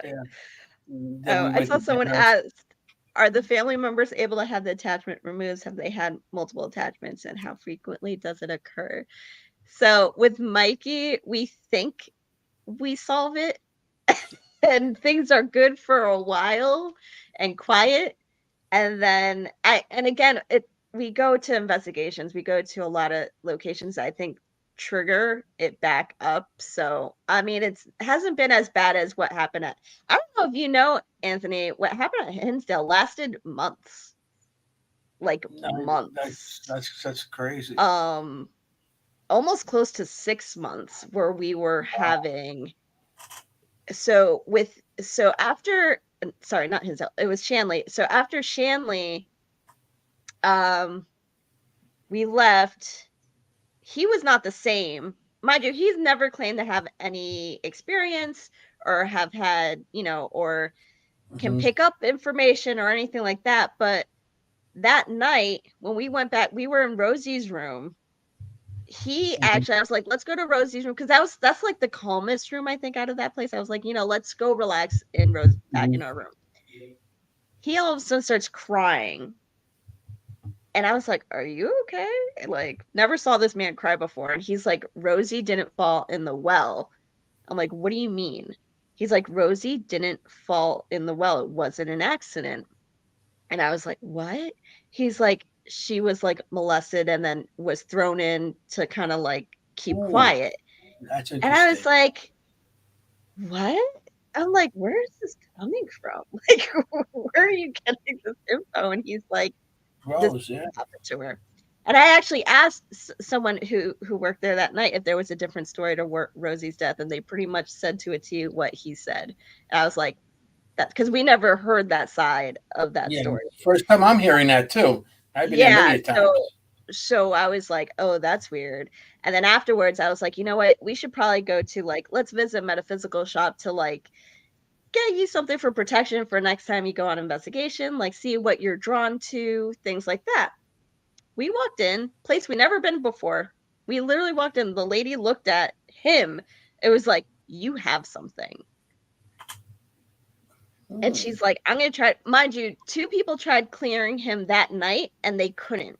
They got sick and they couldn't continue. The woman at the metaphysical shop tried to. She couldn't. She couldn't continue. Mind you, this is a lady with a shop. She didn't even charge. She's like, I'm not even I'm just doing this to try to help you right now. And she's like, I can't finish. She's like, I'm getting so dizzy and I'm getting really sick. She's like, I can't. I was like, that's reassuring. So when we got back to his place, all of a sudden now we're starting to see shadows in his room, these black masses everywhere. I'm like, what the hell is happening? Never happened in his room before. So, and he was having more vivid nightmares. And I used to wear a Saint Benedict bracelet. So I was like, hey, let's put this on your doorknob to see if we can kind of like protect what's in the room. Good idea. Mm-hmm. I put it on the doorknob. Then you hear things outside of the room, and you see the shadow pacing like his door. Oh my God. And within 2 days of having the Saint Benedict on his doorknob, it disappeared. Wow. Then I was like, okay, maybe your brother took it, or something. I had a Saint Benedict coin. I'm like, I'm gonna put it on the top of the door, where like it's not easily reachable, whatever. One day, it disappeared. We moved out, and we still can't find it. So then I was like, let me see about getting you a necklace to wear, Mm-hmm. Yeah. Again, because you hear, a lot of people in the field use like Saint Benedict and so I was like, let me get you a Saint Benedict necklace. He couldn't wear it. He's like, it's burning me and I feel sick. He's like, I can't wear this. And that actually was at where I got it. We were at the place with the stink bugs. It was Haldeman Mansion. I got him Saint Benedict necklace there, and I put it on. He's like, I can't. He's like, it's literally burning my skin. Like, he's like, I can't wear this. And I was like, okay. He finally was drawn to a Saint Michael's like a little glass like resin figure thing. So he was good with that. I was like, please just take that, like have something. And for a while he would carry the St. Michael's and it's funny because my daughter was drawn to it too. She's like, oh, can I have one too? For I was like, yeah, sure. So it helped, but then within, and things were quiet for a while, but I want to say like a year where we think things stopped, things kind of started not as bad as it's like slowly creeping up to possibly more things, but it's doable. Like it's not as bad now. So yeah, I think the one time I got mad, it was when we were still living in Jersey, and I had bought those like Costco size like huge laundry detergents. Like just bought it, was completely full. It was on top of our shelf underneath the laundry machine. It literally flew off the shelf into the other side of the room. Like it didn't just like fall, like topple over and stuff. And coincidentally, it was also the day of his grandfather's funeral when that happened. And he goes, oh, maybe it's my grandfather giving a sign, and me not having a normal reaction. I'm like, well, tell your grandfather he needs to show. That's a brand new bottle of detergent. Like, if that opened up, I'm like, that's money. I was so And it's super expensive right now. It is. I was so mad. I was like, you could have used anything to show a sign, but you used a brand new, like, Costco size detergent bottle to show that you're here. No, we're not doing this. And he's like, I never want to get you mad. I'm like, listen, I have my limits. Yeah. That's so you're gonna be at Gettysburg. I can't wait to see you guys. Yes, I'm super excited about that. And the whole team coming up from Florida, or yes. It was funny because I was like, I don't know if everybody's gonna agree to come to, because it's Florida. Like, hey, you want to go to Pennsylvania? And everybody's like, yes. And I was like, all right, we already reserved our rooms. We got everything set. So we're super excited. Do you know if Ron and Lourdes are doing the Staticom there? Are they presenting? They do it every day there. Yeah, they'll do it. Okay, awesome. I haven't seen it. I haven't seen, like, I stopped investigating when they started diving into that. So the Staticom now, it's you're gonna hear it, and it's like, it's not like we used to hear. You don't hear that.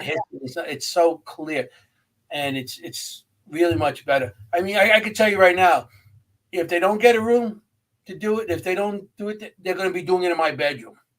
at the hotel. They already notified me. So everyone's gathering up in your room. Yeah.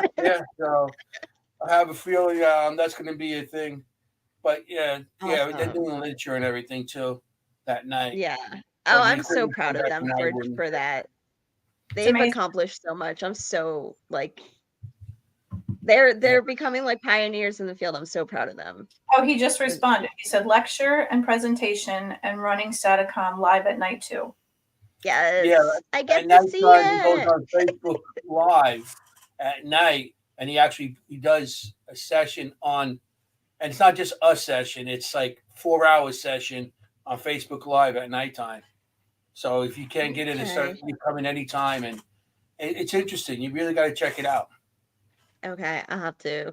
I'm always trying to get the kids in bed, and then I'm like, yeah, once they go to sleep, I'll catch up on everything, and then I knock out with them. So it's so hard for me. Mm-hmm.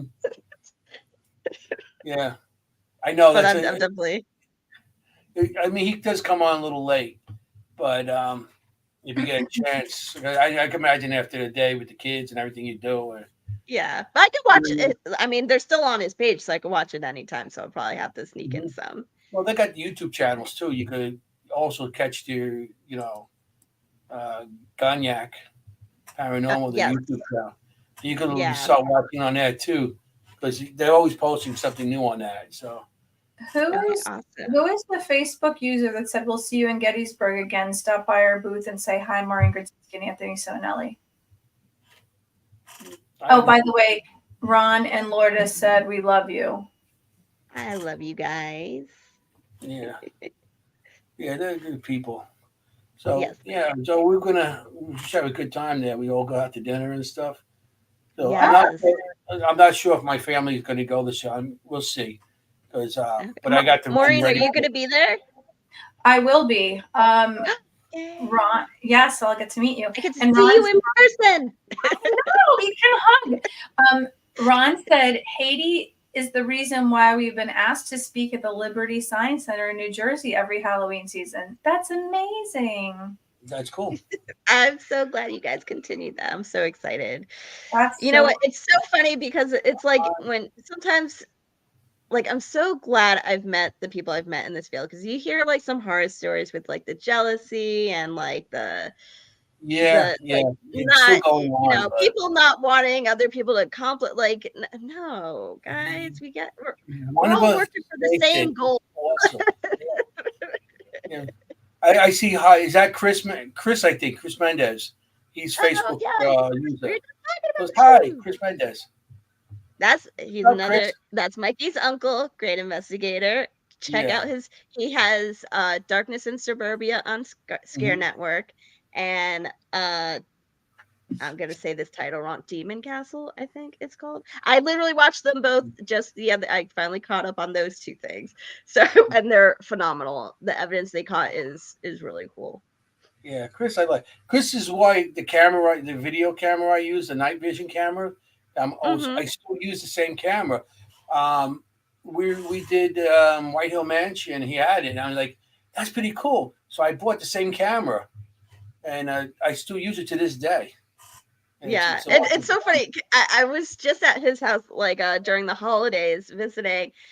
I'm always impressed by his camera gear and his setups, and it's funny because I came back and I'm like, we got to get Chris's setup and how he has everything, because he how he films is phenomenal. So I always like Chris. He's good people, very good people. Yeah, and I'm not saying because you're on the air right now, Chris. I always say it. I mean, not because I'm saying because Heidy's there too.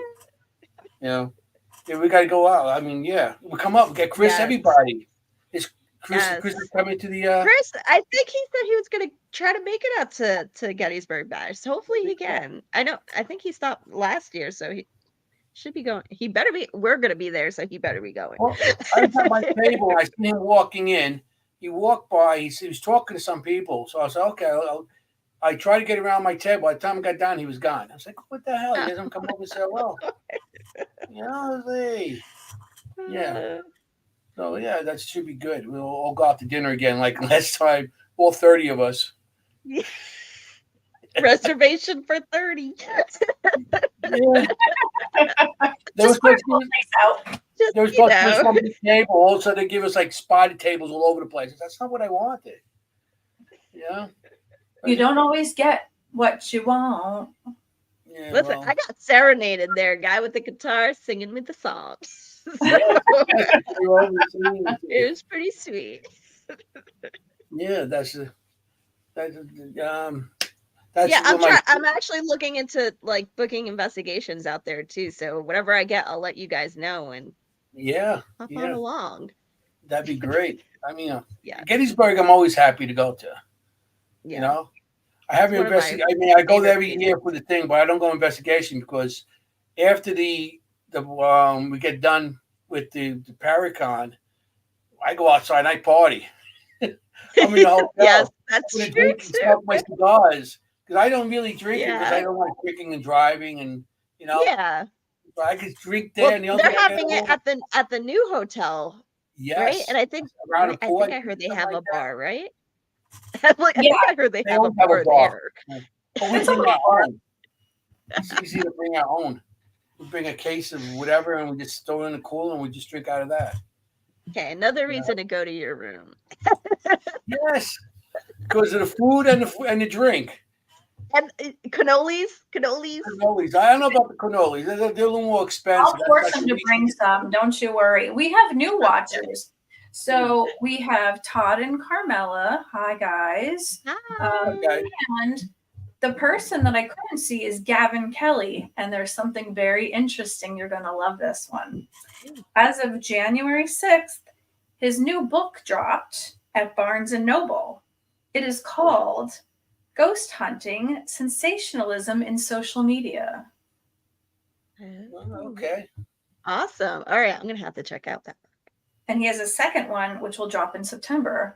Good job, Gavin. Awesome. I'm proud of you. So grab one, and then he could sign it for you at the bash. Oh, yes. You have to do that. And I'm going to have to run to or sign. You can grab it there. I'm sure he'll have some. Yeah. Definitely. We're actually, so our team is coming out with, we're going to start a product line called Dark Dimensions Products. And I'm actually almost done. I'm the Virgo comes out in me too much. And I keep on like, I'm finally done with this thing I'm building. And I'm like, wait, no, I just want to make a couple more changes. I think I'm finally on the last few changes, but it deals a lot with the Gansfeld method and what we use a lot. So it's going to be a product that kind of deals with that, and it's super mobile and super great. And that should be coming out by next month. And we're going to also do other builds and stuff.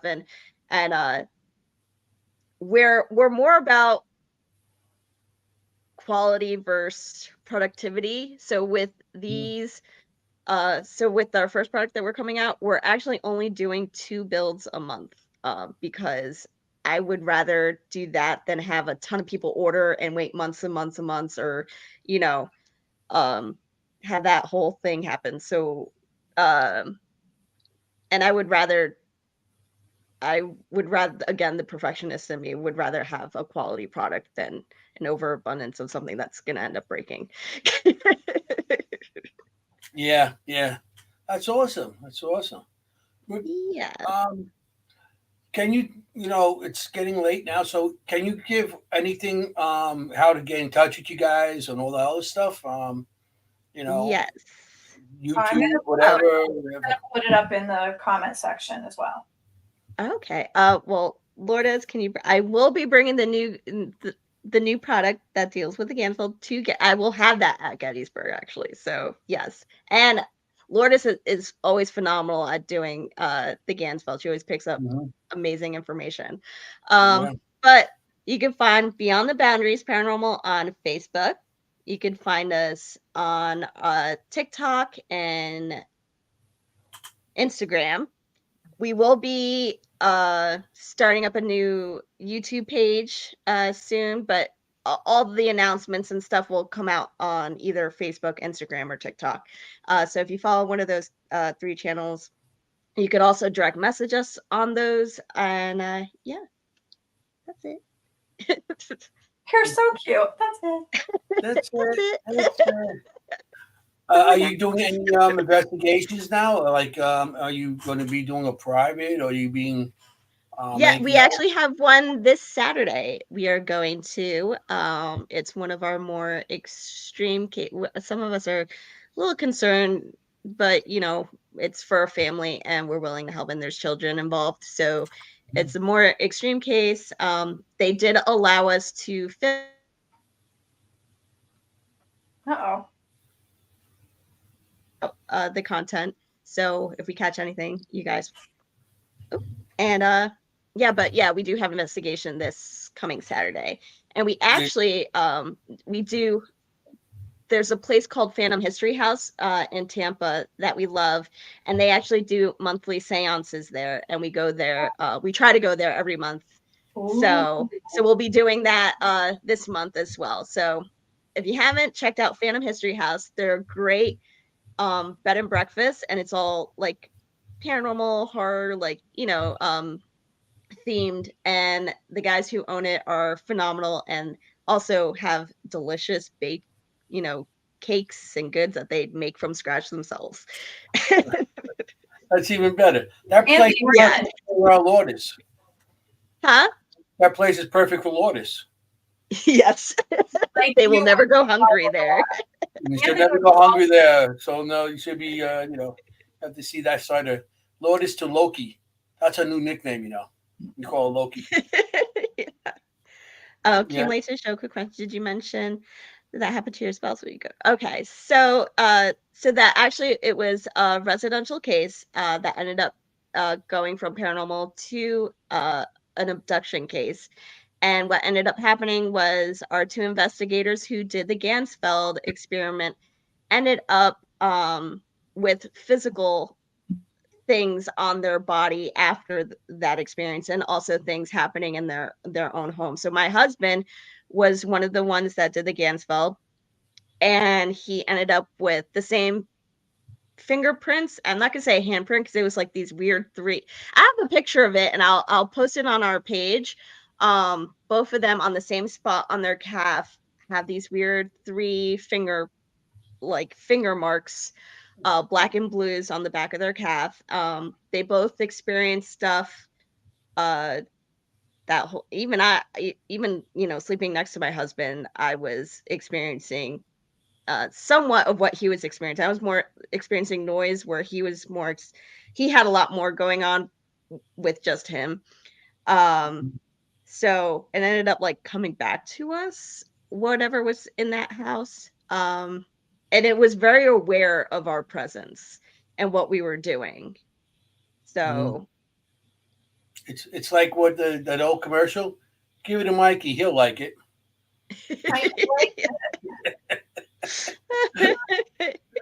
Yeah. So the abduction cases that we are handling are coming back to us, but it's the risk that we take as investigators. We never really know what we're walking into when we're, you know, going to some of these cases or locations. You know, like with Shanley, like no one's ever had the experience like Mikey really had there. I've always had a positive experience going there, and then one night, you know, everything changed. So I had a wicked experience there. We'll have to talk at some point. Oh yes. Well, I've been touched and scratched and choked and everything else there too at times. Oh, you have? Okay. Yes, I have been physically attacked, but something coming home with me and possessing me, nah. You know, I mean, I never had them come. I mean, nothing ever came home with me. I don't think so. Yeah, that was actually the first time I ever witnessed something like that. Yeah. You know, you get your activity. I've had like you said, I've had my hair pulled. I've had, you know, touched, whatever. But having something completely take over, like he doesn't remember. He doesn't remember most of that night. I remember. I was in the basement. He comes down the basement and goes, and he was like, and so we all went upstairs with him, and he was like, you know, there's something wrong, and it was like, wow. we were all concerned about Yeah. him, and we were, it wasn't like he was doing it for a long time. I mean, he wasn't investigating. He was just there. He Maybe was just he was literally the camera guy. He wasn't even an investigator. He was just holding the camera. He was just holding the camera. He wasn't even. Yeah, we were doing the EVP session. He wasn't even part of the EVP session. He was just in the back, like kind of filming everything, and then And he was attacked, and that was, I remember he wasn't doing good at all that night. It's like, wow. No, and but that's what's the difference between like investigators and I guess like your regular person. It's like most people are like, oh, we'll never like go to that place or do anything like that again. And Mikey's like, nah, let's keep going. Let's see what else is. What else could happen? You got to expect that something's going to happen at some point in time. I mean, I never had anything happen to me until I went to the Shanley, but I'm not going to not go back, Yeah. No. And it wasn't like I was touched or anything. I mean, and I had something happen at Wildwood, but I wasn't touched or anything. I mean, those were the reasons why I go. Yeah. Yeah. It's like, well, we go for those experiences. Right. That's why people think we're crazy. Like you said, normal people say, I'm not going back there. And we're like, we can't wait to go back there. It's calling me. I got to get back. It's like, all these different locations, The Shanley, I mean, I've been there so much. Ronald Otis last year, and now, got to start it up again this year. Yeah, I really got to make a trip back up there. We got to do a big group thing there. Yeah, I mean, it's great if you guys could come up for that. It'd be awesome. Yeah, you know what? Probably we might be able to make it do a trip out at least to back to Jersey, and if we want to meet up for dinner or something, probably like the summer and. Like sometime during the summer, and then because I dropped my daughter still goes to Jersey to see her father, so I still have to go up there. Or we meet in North Carolina. It's one or the other, but yeah. But if it's to see you guys, I'll definitely do the drive up there. Not to see him, just to see us.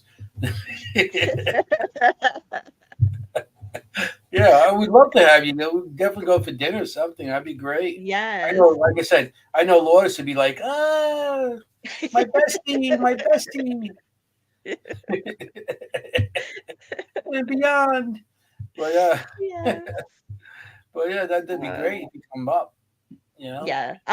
We'll have to plan something. I'll let you guys know. I'll have to check my calendar and see. Well, I'll definitely see you in Gettysburg. Oh yeah, you'll definitely see us in Gettysburg no matter what. So yeah, we're gonna have a table there, so we were at the table, and that night, that Thursday night we have it's Thursday night we're going, so the show, we have the show. Okay. So we're gonna have the show. We have the show that. Okay. We had it last year over there.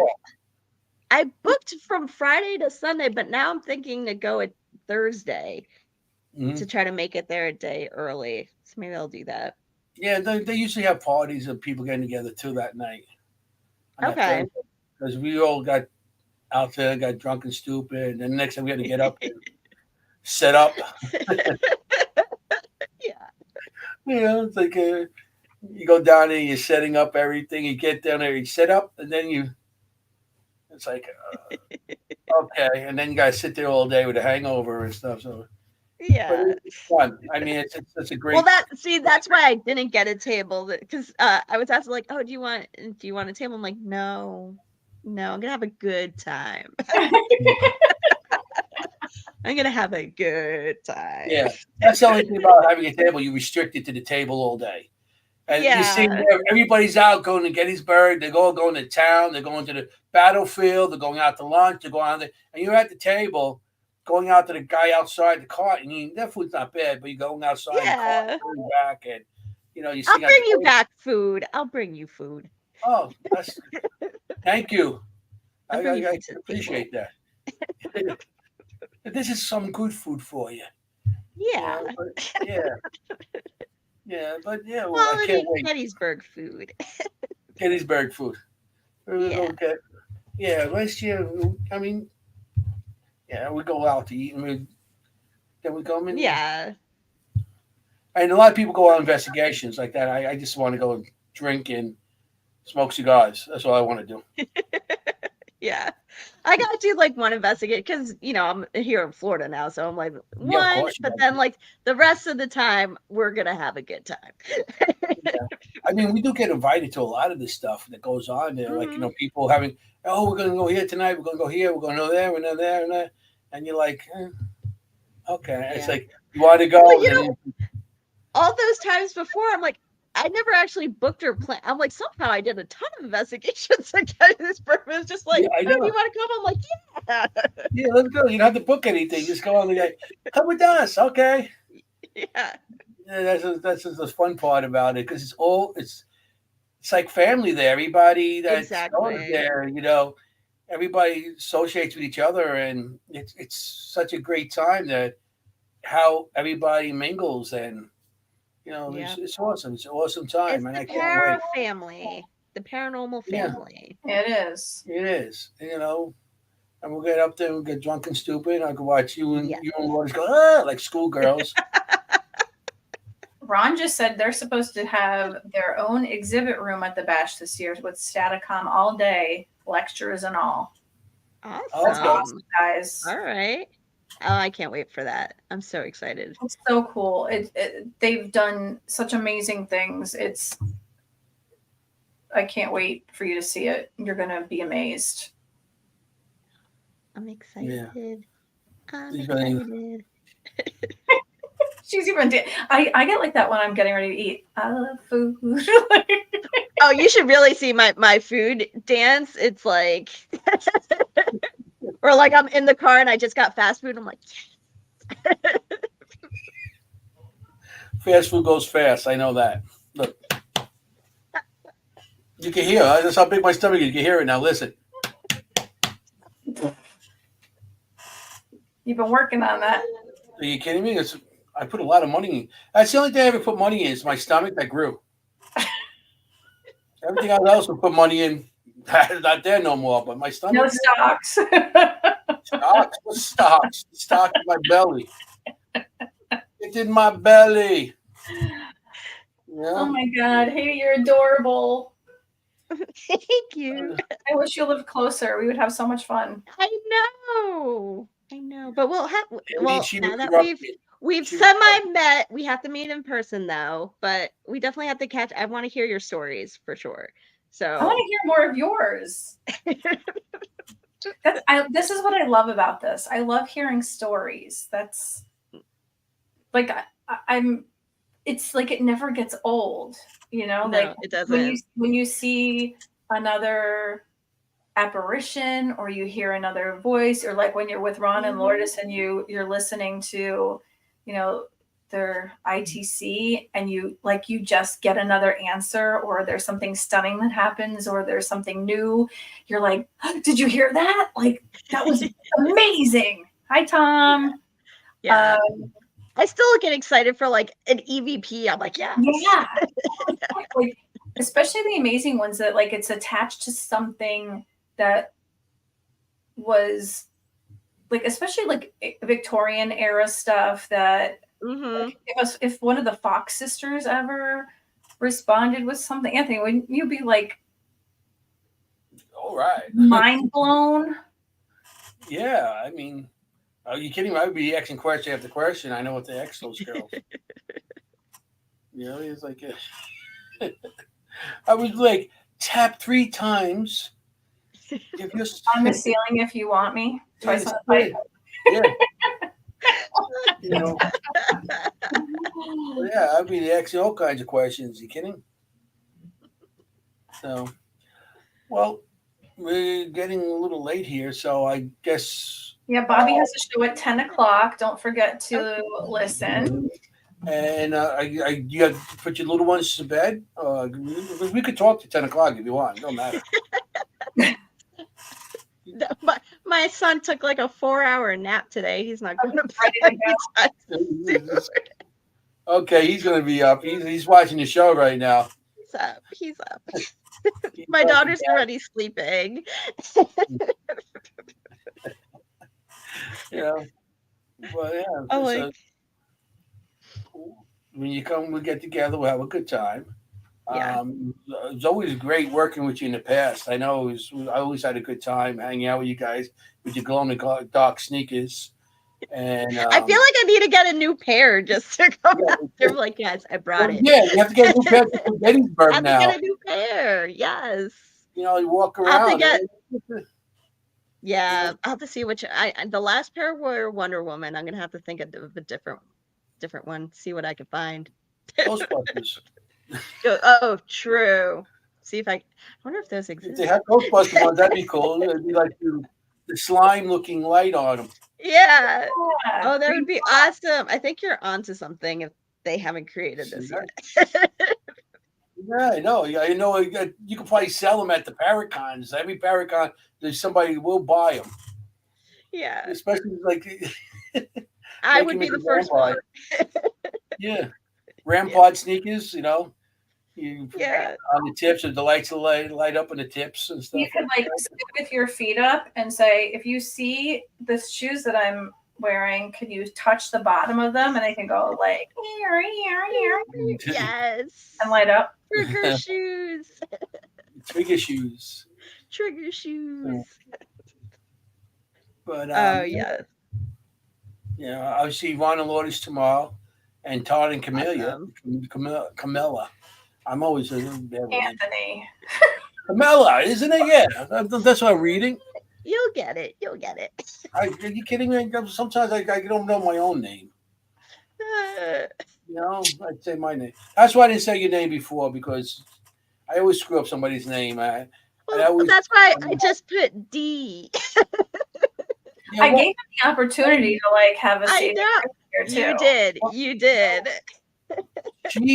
Heidy corrected me years ago when I used to call her Heidi, and I called her. I was calling. You don't her want to know anymore that you called her. And then she was like, "No, I'm Heidy."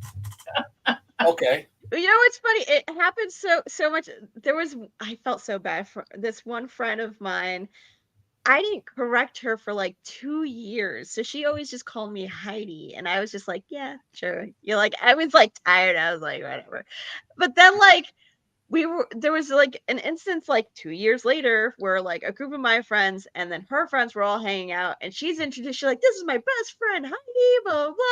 My friends are like, why does she keep best friend you that? What's your name? I know. I'm like, they're like, why does she keep calling you Heidi? I'm like, I never corrected her ever. And then like finally I'm like, I gotta tell you something. She's like, what? I'm like, you've been saying my name wrong for 2 years. And her mouth dropped. She's like, what? I'm like, it's Heidi. You betrayed me. Just call me D. I'm like, just call me D. Yeah, just call me D. That's it. Well, it's funny because then when I bring up like my older sister's name, so I'm Heidy. My older sister is Shady. So get out of here. Shady, really? Then I have a younger sister named Stephanie, and it doesn't flow as well. Yeah. Fit in the mix. It's like one of these things are not the others. There's Shady, and I'm Heidy. Is Shady Heidy, and Stephanie. And yeah. They don't like her as much because they gave you guys the cool names. Is it like Sheidy? No, hers is just Shady. They gave mine the special spelling. Does she like bust on your parents that she was given a name and now she's got to like go in and prove to people that she's not shady? She does always have to like show her license to prove that's her real name sometimes. That's like a rough name. Yeah, I mean, sometimes I'm not shady. I'm actually a very good person. She is. She actually is an amazing person. Yeah. But I mean, yeah, That's rough. I give it think up to my parents. they're from the 70s, huh? Like a little too much wacky tobacco, I guess. You know, I back don't then it was a lot. Everybody named Flower, and everybody was named something else. It was like Star Child, and I'm Star Child. It's like, oh, wait a minute. Wait, the people that had kids in the 70s or the ones who had the kids in the 70s. Maureen? Like, my name's Maureen. Did your parents do any wacky packy? I'm sure one of them definitely did. Definitely not enough, because he's certainly not nice. Lady V said, and this is why kids axe murder their folks in their sleep. In their sleep. Because of the names. Listen, there's always an alibi. Well, it was funny because every time we learned, like, in school, and like Egypt came up, and then, like, you know, the god Hades, everybody's turned to me, and I'm like, that ends in an S. Don't compare me to that. Yep, for sure. It's a good thing that you weren't in school when Haiti had their earthquake. Oh yeah, yeah. It would have been all over for you. Although I did get a couple of texts going, "What did you do?" And I'm like, "What are you talking about?" Don't you hate that? I had shakes. Yeah. You're like Shakira. This is when I start to get delirious. Like, it's closer and closer to the end. Past our bedtimes, guys. Adult life. Yeah. It's going to probably get worse, too. It's so funny because now it's like before I know I'm going for like a night investigation, I try to squeeze in a nap. I'm like, let me just nap before. I couldn't do that. I just have to stay awake the whole time. Like, if I was investigating at 4, I'd just be wide. I don't sleep. I don't go to bed till like 3 o'clock. And then I'm up at like, I don't know, 8 or 9. No, like, my husband makes fun of me because I will literally, like, we'll just lay down and I'll, like, he'll be talking and I'll answer, and then all of a sudden he's just hears me snoring, and all I hear is him going, "Are you serious?" I'm like, and I wake up like, "What?" He's like, "How do you fall asleep that fast?" I'm like, "I don't know." I'm just really tired. I'll literally lay there in the dark, staring at the ceiling, listening to like crickets. Oh no. It's so uncomfortable. I go through that like once or twice a month where, like, for over 24 hours I don't sleep, but then any other time I knock out so quick.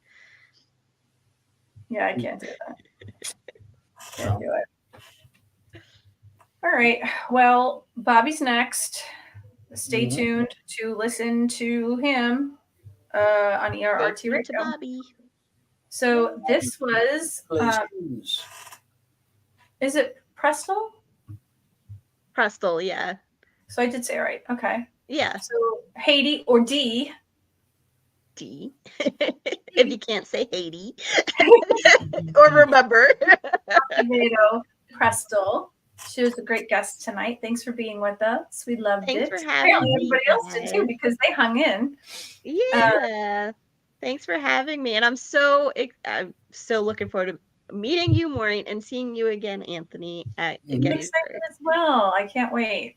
I'm glad you came on tonight. Really am. We appreciated it. It was a lot of fun. It was nice. It was fun and everything. So, it was nice having your husband drop in and help out too. That was awesome.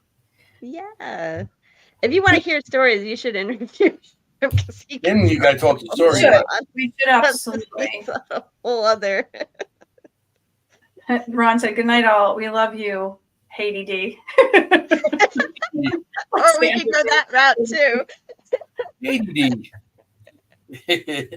So this is another episode of Dimensions of the Supernatural. I am Maureen Grudzinski of A Lil Witchy, and this is Anthony Simonelli, my great co-host, otherwise known as Mr. Fuhgeddaboudit. Hey. Anthony, take it away. Well, I just want to say, you got to Be safe out there. You want to look for ghosts. You don't want to be a ghost. And I wanted to say, forget about it. Hey, good night. Night, everybody. Right. See you next week. Same time, same place.